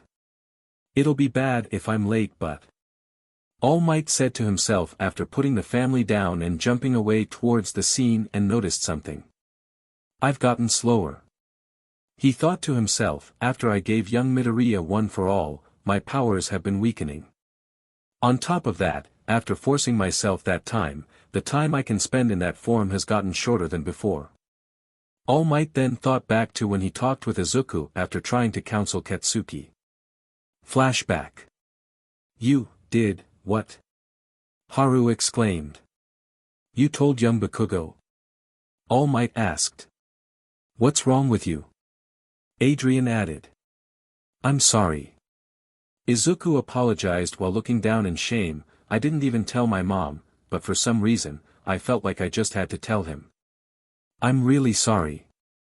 He'll always be the honest friend I grew up with. Adrian thought with a sad smile, even if it has its drawbacks. If I know Bakugou, Haru deduced, he won't take this information seriously since he's not too bright. I judged that he was not the type to show off, All Might thought to himself, so I did not admonish him strongly, but this seems to be the result of his sincerity backfiring. Fortunately, All Might finally spoke up. Young Bakugou did not seem to take it seriously, so I'll let it go this time. Izuku looked up at All Might with a surprised look. But please don't do it again. Please think carefully about what it means to have this power. If word gets out, it's clear that the world would be teeming with those trying to steal the power from you. This secret should be kept both to prevent chaos in society and for your sake. Do you understand? Flashback end. Even if he is a suitable vessel, All Might thought as he stopped the car with a punch, he is still only a 15-year-old boy. I have to pull myself together. If Jotaro Kujo were still alive, how would he handle the situation? I should probably find someone who knew him at a professional/personal level when I get the chance. Someone's barricaded themselves in the neighboring town, a citizen shouted, pulling the number one hero from his thoughts, leaping into action to the location. Yep, he was going to be late for work. Classroom 1A. For today's hero basic training, Aizawa addressed the students. It's turned into a class with 3 instructors, All Might and me, and one more person. Turned into. I wonder if it's a special case. Izuku thought to himself. Excuse me. Hanta said while raising his hand, what'll we be doing? Aizawa then held up a card in bold blue letters that read, Rescue. Disasters, shipwrecks, and everything in between. The teacher explained, it's rescue training. Rescue. Denki said, looks like it'll be a lot of work this time, too. Yeah. Mina quietly exclaimed. Idiot, Gyro interjected, this is the duty of a hero. My arms are ready to rumble. No one can beat me in water, Ribbit. Tsu stated. Hey, I'm not done. Aizawa interrupted, you can decide if you want to wear your costume or not this time. Because there are probably costumes that limit your abilities, too. The training will take place off campus, so we're taking a bus. That is all, start getting ready. Rescue training. Izuku thought to himself as the students went to get their costumes, what I've admired, it's training to get another step to being the greatest hero. I'll do my best. Izuku was dressed in a PE outfit with a mouth guard, gloves along with knee and shoulder guards. He wore this because his costume was severely damaged and needed to be repaired. Oh, you're wearing your PE clothes. Achiko said walking up to him, where's your costume? They got ripped and burned during the combat training, Izuku replied with a smile, so I'm waiting for the support company to fix it. Ow, ow, ow, ow, ow, exclaimed the voice of Mineta. Everyone looked to see Jonathan pulling on Mineta's ear in a painful way. The great boy had been ogling Achiko's figure during her and Izuku's conversation. The potential transfer student didn't take kindly to it and decided to do his job. No girl likes it when a boy continuously ogles them, little boy. Jonathan said in a stern voice, I also heard about how you eyed my sister. Be happy it was only that, otherwise I'd be feeding you your teeth instead of just pulling on your ear. Midoriya. We should get on the bus, shouted the voice of Ida, getting everyone's attention. Got it. Thanks Ida. Izuku replied, then turned to the rest of the class. Okay everyone. Enter the bus single file. You were just kidding about feeding me my teeth, right? Mineta said while rubbing his ear. Jonathan had finally let go to get in line. When he didn't answer, the great boy started to get worried. right? He wasn't joking. Momo replied, last time someone tried to look under my skirt, Jojo fed them their teeth, literally. Mineta shook with fear as he got on the bus. Once everyone was on, the vehicle headed towards its destination. On the way, everyone decided to converse. Hey Momo. Mina called, does your big brother have his eye on any girls? He's actually my little brother. Momo replied, his growth spurt just made him taller than me, so people mistake that he is older than me. Also, no, he doesn't have his eye on any girls. He's your younger brother? Gyro asked while looking at Jonathan, who was currently sitting on a chair with his arms crossed and the fudo over his eyes, trying to take a nap. He acts like an older brother. He's what you call the ultimate gentleman. He will take the job of defending a lady's honor very seriously. We saw that when he was holding Mineta by his ear. Toru said. I say whatever comes to mind. Tsu said out of the blue, then turned to Izukumidoriya. Yes, Azui, he replied. Call me Tsu. Alright. That's bold. Haru thought to himself. Your quirk is like All Might's. Izuku started to inwardly and outwardly panic. Even Haru and Adrian had looks of shock on their faces. The secret of one for all getting out was something that could never happen. Huh? Izuku said while stuttering, why you think so? But I'm, Come on, Izuku. Adrian thought, inwardly worried, think up a legitimate excuse. Wait a sec, Tsu, Kirishima interjected, All Might doesn't get hurt when he uses his. They just kind of look the same. The trio sighed with relief. But it's nice to have a simple augmenting type quirk. You can do lots of flashy stuff. My hardening is strong against others, but unfortunately, it doesn't look like much. I think it's really cool. Izuku stated, it's a quirk that can definitely pass as a pros. A pros, huh? But you have to think about popularity as a hero, too, you know.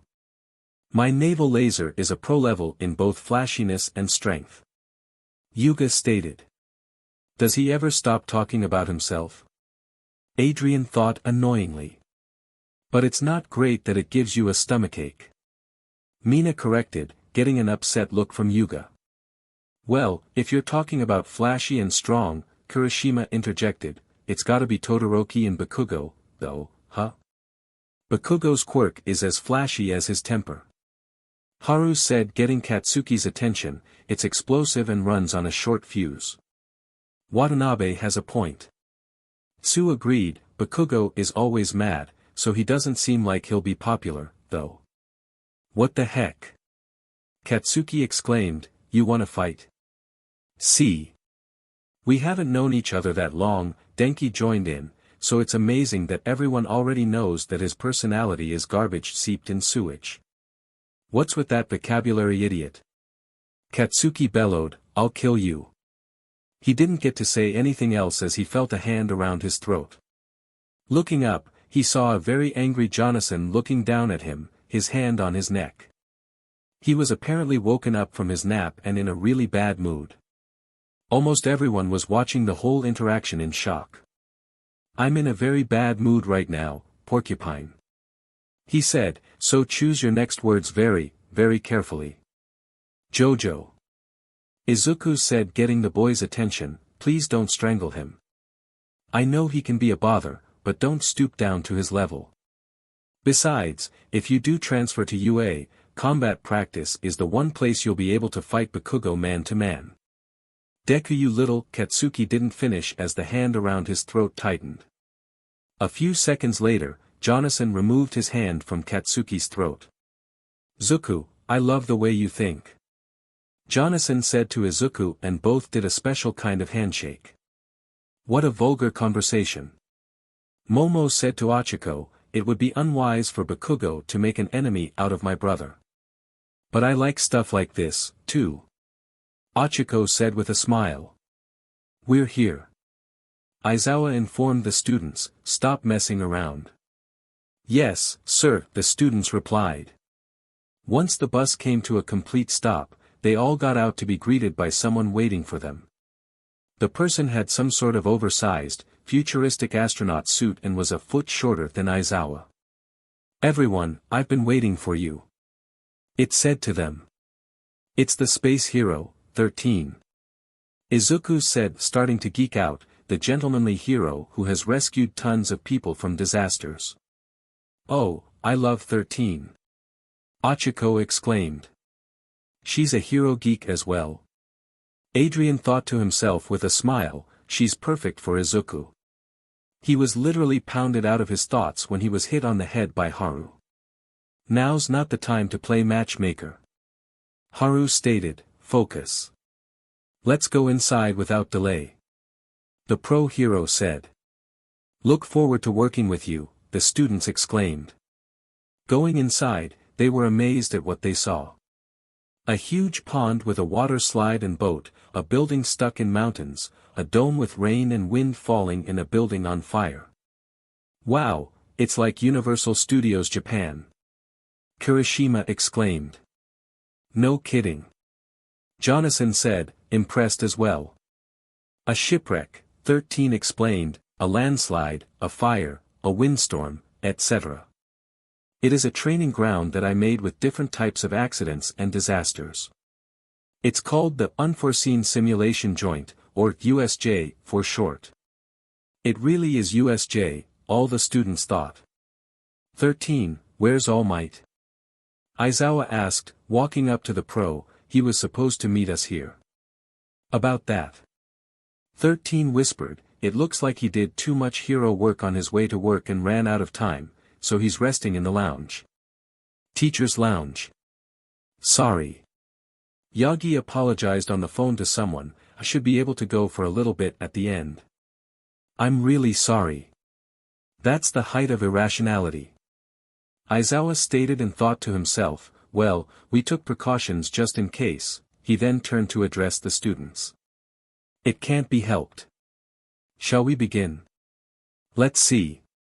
13 started. "Before we begin, let me say one thing, or two, or three, or 4, 5, 6, 7. It's increasing." The students screamed in their minds. "It's going to turn into a whole speech." Jonathan thought to himself. "Everyone, I'm sure you are aware of my quirk, black hole." 13 finally began, "I can SCK up anything and turn it to dust. You've been able to use that quirk to save people from disasters, right?" Izuku stated while Achiko was vigorously nodding her head. "Yes, but this is a power that can kill easily. Some of you also have quirks like that, right?" "I can think of one," Adrian said quietly while giving Katsuki the stink eye. In a superhuman society, personal quirks have been certified stringently regulated, so that doesn't seem to be a problem at first glance. However, please do not forget that there are many quirks that can easily kill with one wrong step.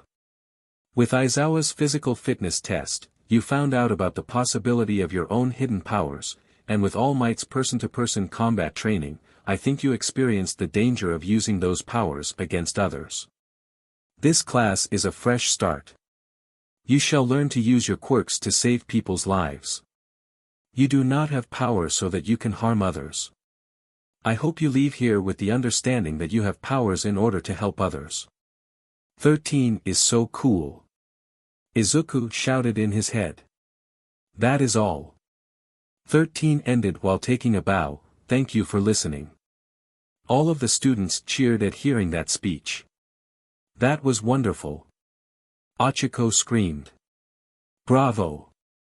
Bravo!" Ida shouted. "All right then." First Aizawa didn't finish as he watched the lights flicker out.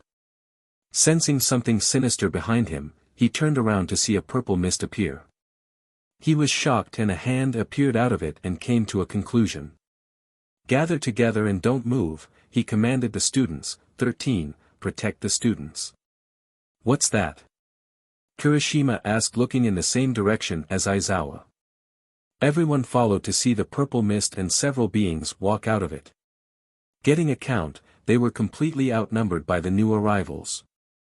Is this like the entrance exam where the lessons already started? Don't move.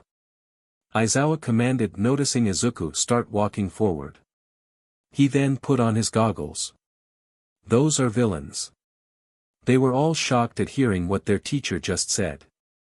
From their short time at UA, they knew that Aizawa doesn't joke. If he said that something was wrong, that would be the case, and this was one of those cases, except it was 1,000 times worse. Villains had infiltrated the school and looked to be ready to do harm. 13 and Eraserhead, the mist said after the last villain appeared, a hulking bird-like monster, and yellow eyes appeared in the mist. The teacher's schedule we received the other day said that All Might was also supposed to be here. The trespassing the other day was the work of these scumbags after all, Aizawa said out loud. Where is he? The guy with hands all over himself said. I went through the trouble of bringing this whole crowd, to All Might, the symbol of peace. I can't believe he's not here. I wonder if he'll come if we kill some kids. The students were shaking in fear as they heard what the villain had said. He was planning to kill most of the students to get All Might to come to USJ. Aizawa's hair flowed into the air, along with the bandages, as he activated his quirk.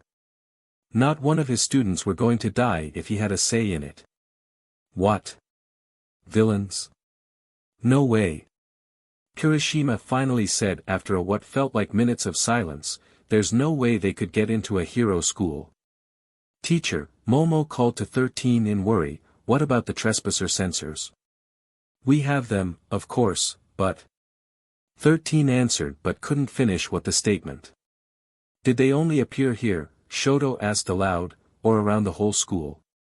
Either way, if the sensors are not responding, that means they have someone with a quirk that can do that. An isolated area separated from the main campus during a time when a class is supposed to be here. They might be fools, but they're not dumb. This surprise attack was carefully planned with some sort of goal in mind. Almost everyone looked scared at what he said, including Izuku. The only ones who weren't scared were Jonathan, Adrian, and the teachers.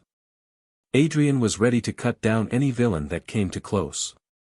Jonathan reached into his pockets for something. 13, Aizawa said, walking up to the said hero, start the evacuation. Try calling the school. These villains even had something to counteract the sensors.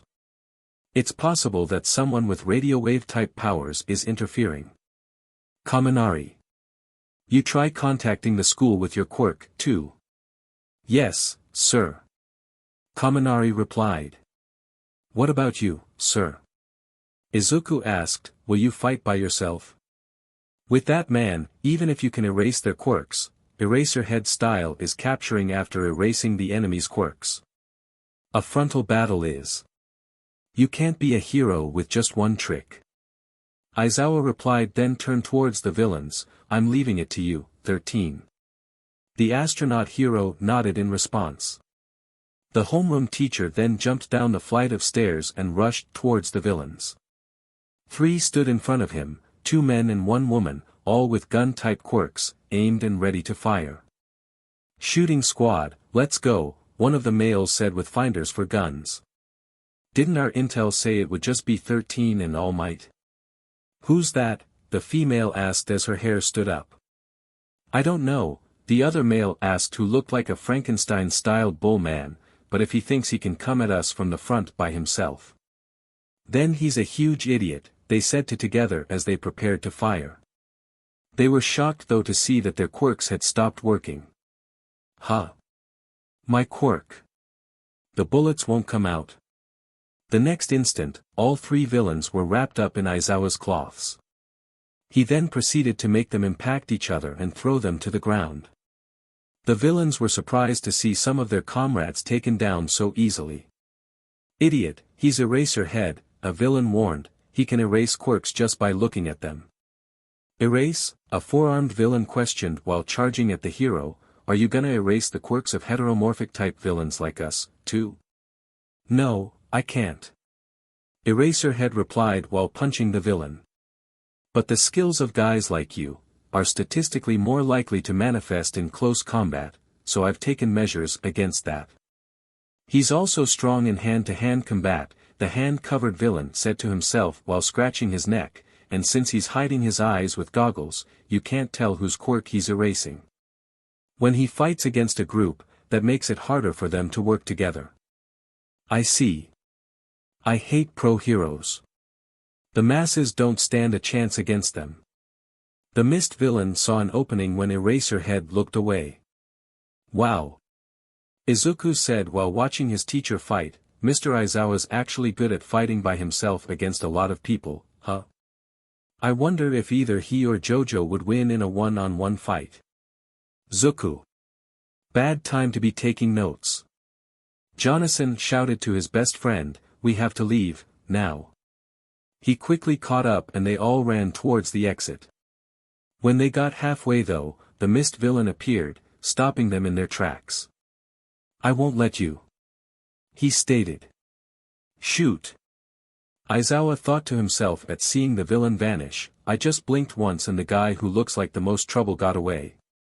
He went to go help 13 and the students but was blocked by more villains. Nice to meet you. The mist villain greeted to the scared students, we are the League of Villains. It may be presumptuous of us, but we have invited ourselves into the home of the heroes, UA High School, in order to have All Might, the symbol of peace, take his last breath. Huh? Izuku questioned quietly. I believe All Might should have been here. Has there been some kind of change? Well, that is neither here nor there. That is the part 1 to play. While he was speaking, 13 had opened one of the covers on his fingers. He then pointed it at the villain to use his quirk but was shocked to see Katsuki and Ijiro charge at the villain. A large explosion occurred after the attack, some of the smoke clearing away showing both boys smirking. Did you consider that you'd get beaten by us before you did? Kirishima asked. Oh dear, that was dangerous.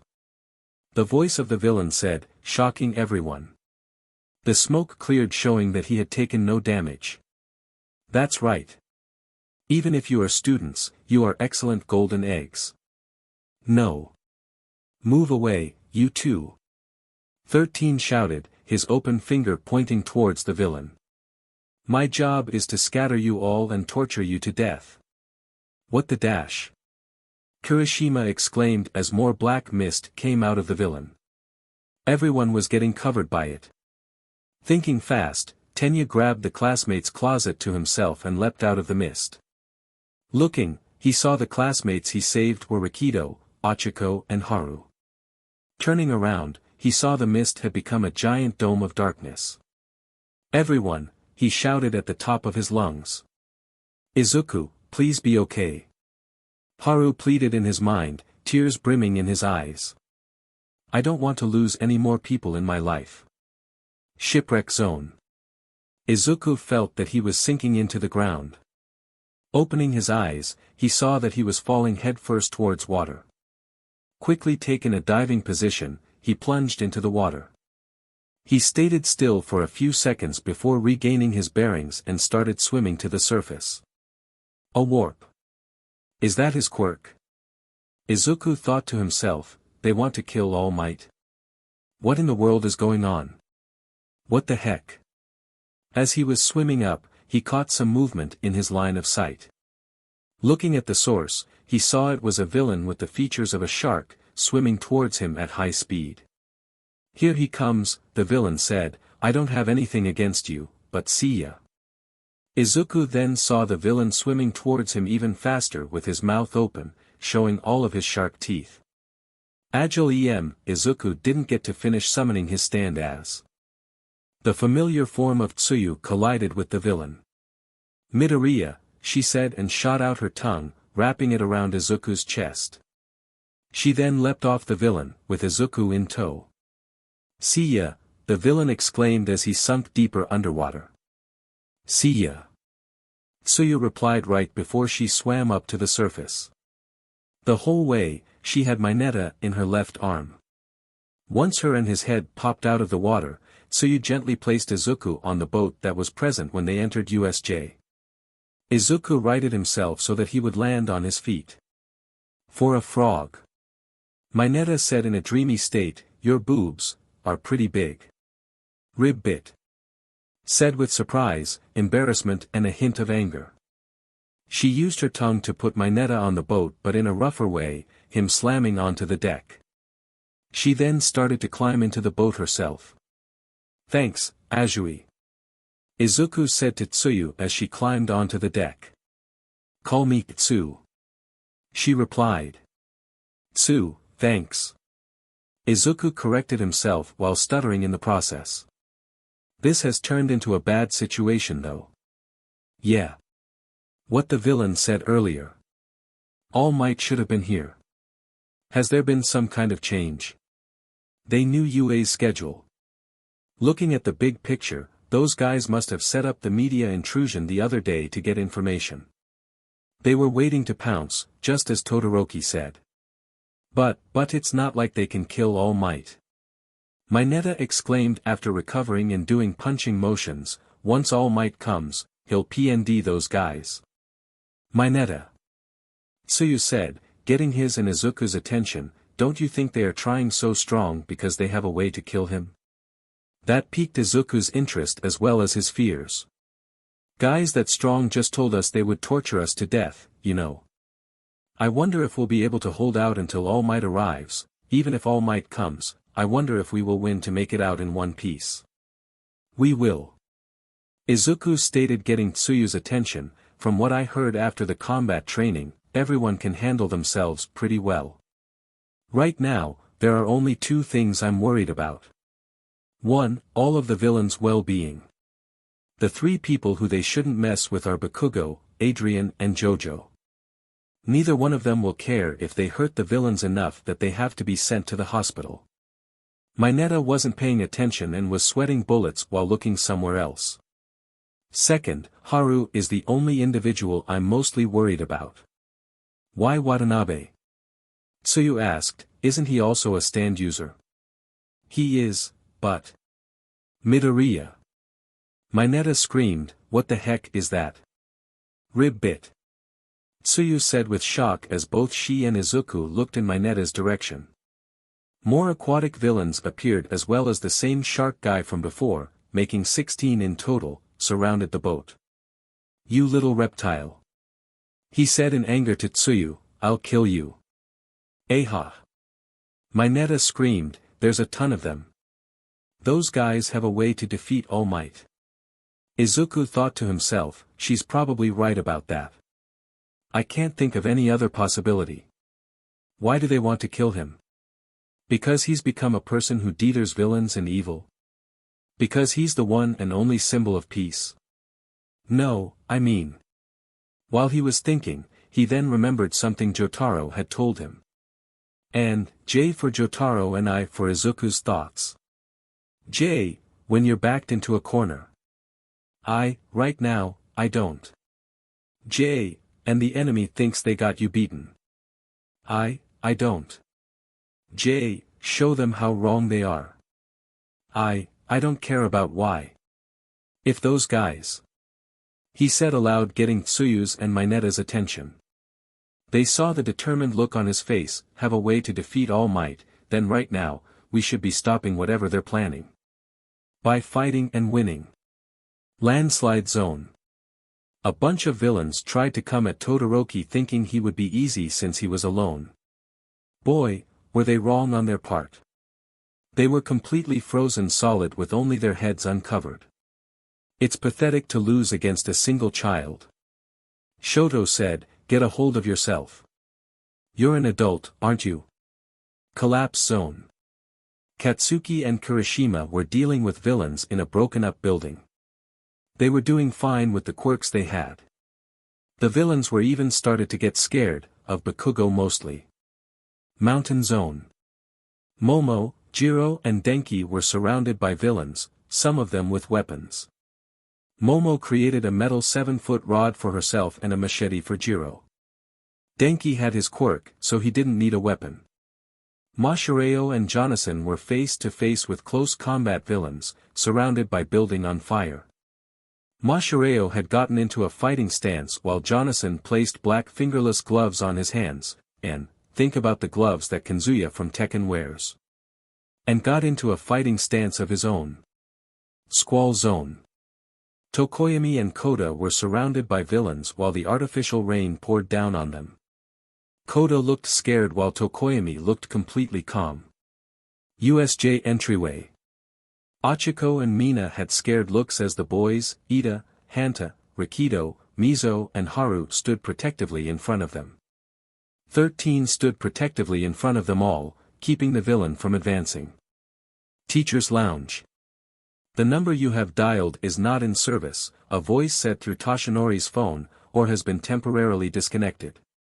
I can't reach 13 or Aizawa. Toshinori thought to himself with worry after hanging up, whatever the reason, I'm neglecting my teaching duties because of what happened outside of work hours. I did something very foolish. What if I go say something at the end? My body will last for another 10 minutes or so. He then turned into All Might and stood up with his trademark smile on his face. I will jigwak, the symbol of peace didn't finish as he coughed up some BLD. The door then opened to reveal a creature that looked like a mix between a mouse, bear, and dog. Hold your horses. He said in a calm tone. Oh. Principal Nizu. All Might exclaimed. Yes. Am I a mouse? A dog? A bear? My real identity is, the principal. All Might knelt down to where he was almost eye level with the principal. Your fur is well groomed today, as usual. All Might complimented. The secret is keratin. Nizu replied, humans can't get this kind of color and luster. But let's talk about that later. The principal then pulled out a large tablet, showing All Might what was on the screen. It was a news website with a headline that read, All Might resolves 3 incidents in only 1 hour. Look at his, the principal exclaimed, surprising the pro hero at seeing the headline. All Might resolves 3 incidents in only 1 hour. The principal then let out a sigh. The fault mainly lies with the ruffians who still cause trouble in this town even when you're here, but you also shouldn't react every time you hear of an incident. You really haven't changed at all, have you? Your hero activities are limited because of your injury and its after effects. Along with that, you need to train your one for all successor. Since you insist on remaining the symbol of peace, the only way you can keep the world from finding out about both of those is for you to come here. That's why I suggested you become a teacher. All Might then deflated, turning back into Toshinori, still kneeling on the ground. I think you can stay here and relax for a little longer. The principal continued while climbing and sitting on the couch. Toshinori scooted closer to the table in front of it. In actuality, you can only teach this class for a little bit, right?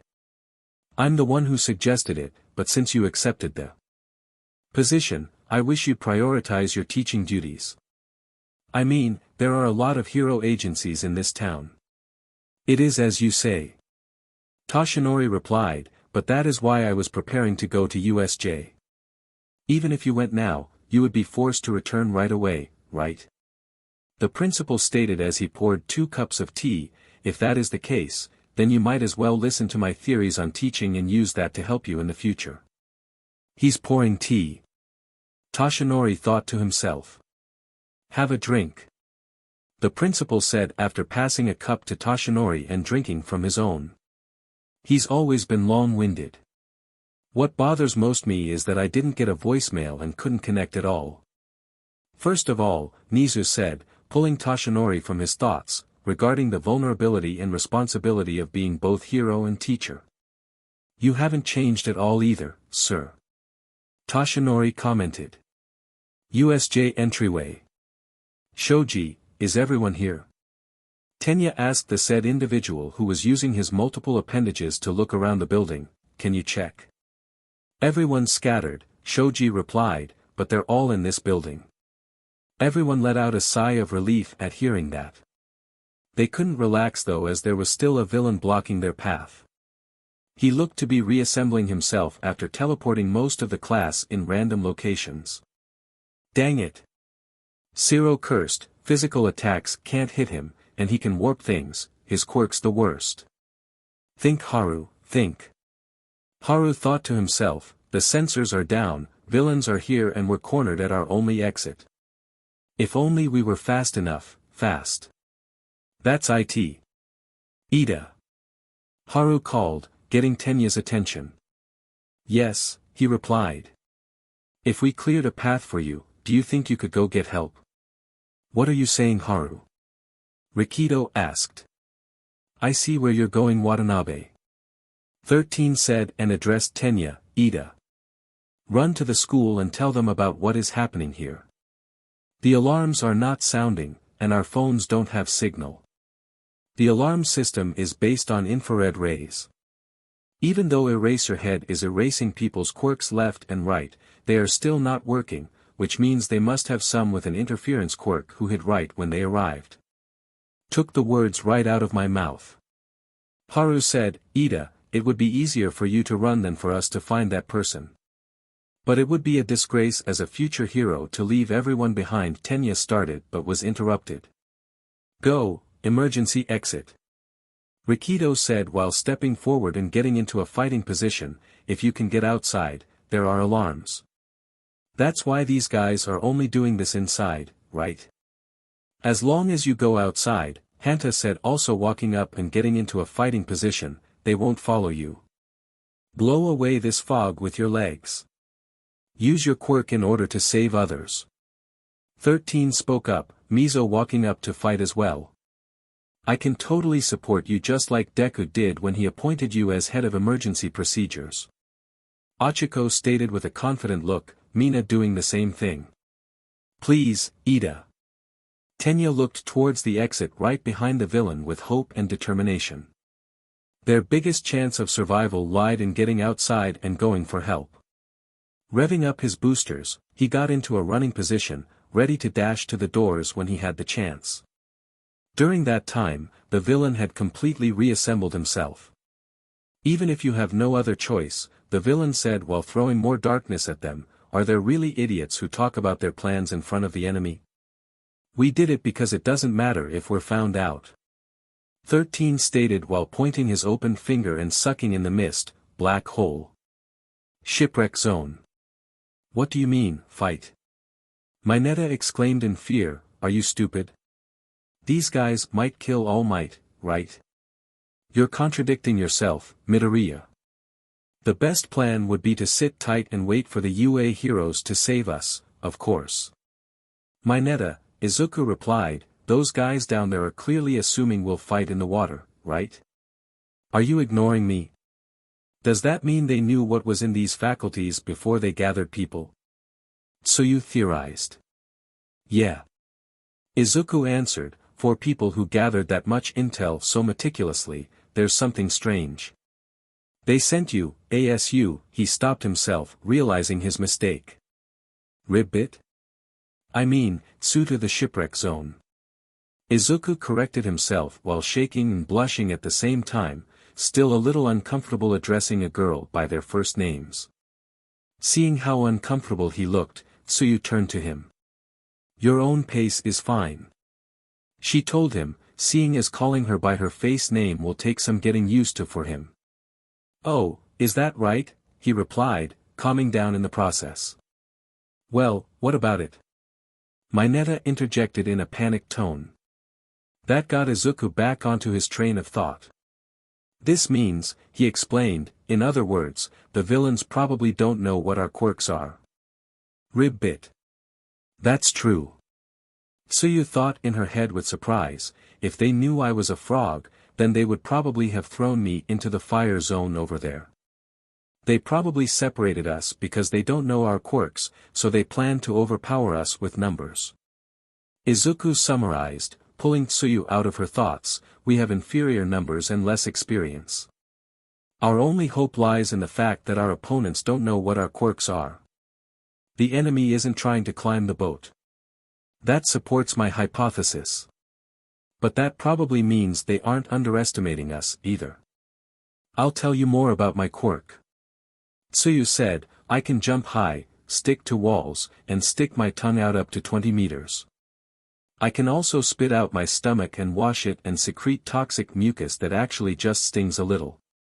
The last two are practically useless, so you can probably forget about them. I already kind of knew, Izuku said, but you're really strong. I have super strength, but once I use it, I'm pretty much out of commission. It's like a double-edged sword. My only upside is that I have a stand for backup. My quirk lets these stick super tight. Mineta said, pulling one of the grape things from his head and sticking it to the boat.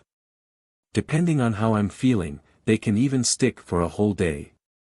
They grow back after I pull them off, but if I pull off too many, I'll start bleeding. They don't stick to me. They just bounce off. 5 seconds of silence followed after the explanation of his quirk. Izuku looked to be in thought while Tsuyu had a neutral look. That's why I said we should just wait quietly, he exclaimed, anime tears coming out of his eyes. My quirk is totally unfit for battle. That's not it. Izuku tried to calm him down. It's an amazing quirk, so we should think of a way to use it. He didn't get to finish as the boat began to rock. Izuku saw that one of the villains had a water-type quirk that could form anything he wanted. He had used it to split the boat in half, making start sinking. I'm getting impatient. He said, let's end this quickly. Where's the fun in that? One of them said. On the villain's left was someone who looked to be no older than 17. He had navy blue hair, that reached to the back of his neck and the same colored eyes. You couldn't see what he was wearing since only his head was out of the water. Let them think that they can escape. It will only make it even better to break their spirits. We don't have time for this. We're on a timetable. It won't be long before some of the heroes get suspicious and decide to come here. You're not even here for that. You're right. I'm here for another reason. What power? Tsuyu said with shock, the ship's broken. Mineta then ran forward and started to throw multiple of his grape things into the water. He stopped after throwing 5. What are you doing? Izuku said while looking out of the boat. The enemy will figure out your quirk. He stopped speaking when he saw what one of the villains were doing. They were splashing away the grapes so that they wouldn't get touched by them. They're being cautious and not touching them. Izuku thought in surprise. He then started to formulate a plan. The boat will sink in less than a minute. The shark-looking villain said, once they get in the water, we're sure to win. That's right. Mineta said in fear. Mineta, did you really enter UA to become a hero? Tsuyu asked with a calm face. Shut up. Mineta screamed with more fear in his voice. It's weirder not to be scared right now. We were only in junior high until a while ago. Who would have thought that we would be almost killed right after starting school? I wish I could have at least asked Jonathan how he's able to attract so many girls. When you're backed into a corner, Izuku said in a calm voice, catching Mineta's and Tsuyu's attention. He was looking away from them towards the villains. And the enemy thinks they got you beaten, show them how wrong they are. Those were words from my sensei. When the enemy becomes certain of their victory, that will be our chance. All Might said so before on TV. What? Mineta said through his tears. He was surprised to see Izuku's fist clenched and shaking, not with fear, but anticipation. This is the only way. Izuku said before turning around to face them, to win. They were shocked to see the determined look on his face. He showed them that face back at orientation and the battle trial. For a moment he almost looked like his teacher, Jotaro Kujo. You really must be kids, the shark villain said, with all the chirping and screaming. Hey, Shigaraki said, just don't let your guard down. Remember, the water-controlling villain said, don't judge them by their age. Look at their quirks. It's common sense, isn't it? Because our quirks will definitely have an advantage in the water. Agile Emerald. Izuku screamed, summoning his stand. This was the moment he had been waiting for. He was constantly searching for the one who could control water. The moment he found him, he would use his stand to knock him unconscious.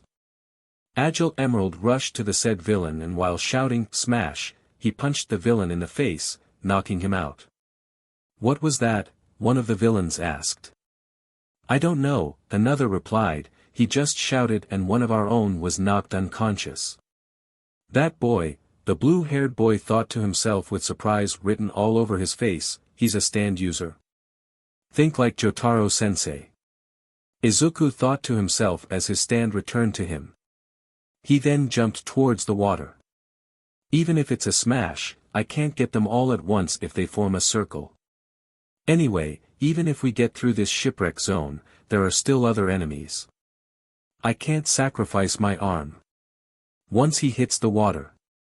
One of the villains said in preparation. Imagine, the egg not exploding. Izuku told himself while making a flicking position with his left hand. He then started to charge up one for all in his thumb and middle finger. Mineta. Tsuyu said to the grape-haired boy, holding on to him and getting ready to jump. Minoru was still shaking and on the verge of tears. Even though he's shaking. Mineta thought to himself, even if he's the same as me, even though he's scared, why? Why? Delaware smash. Izuku shouted and flicked his fingers. The result was him flying back a bit into the air and creating a whirlpool in the water, sucking the villains in. He then looked back to the boat. Tsu. Mineta. Tsuyu then jumped into the air with Mineta in her arms. She then shot out her tongue, wrapping it around Izuku's waist. Izuku's face was contorted in pain from using one for all. His thumb and middle finger were broken from the power. Dang it! Mineta thought while clenching his fists, what the heck, Midoriya? Why are you acting so cool? With a new feeling of determination, Mineta started to throw a lot of his grapes towards the villains that were trapped inside the whirlpool. Even I. He said, even I can. The villains started to get worried as they were being sucked into the middle of the whirlpool.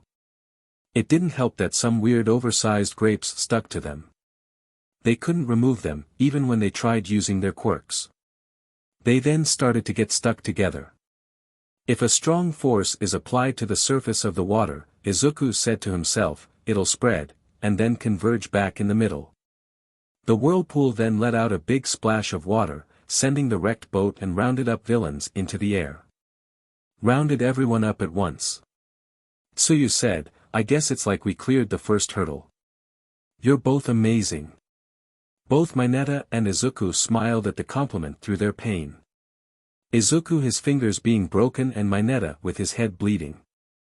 What the three students were unaware of was that one of the villains weren't caught in the whirlpool. The boy had escaped it and was still in the water, away from the chaos. Breaking the surface of the water was his left hand, with a marinade in it. I finally found you, student of Jotaro Kujo. He said to himself with an evil grin, watching the three students get away from the chaos. Izukumidoriya, stand user of Agile Emerald, I will have my revenge. So alright folks, that's all for today. Stay tuned for part 5. Do subscribe, like and share for more such videos. Also check out the story and author Sentinel Prime on FANFICTIONnet. Press the bell icon to be notified first on release. See you in the next video. Till then, goodbye.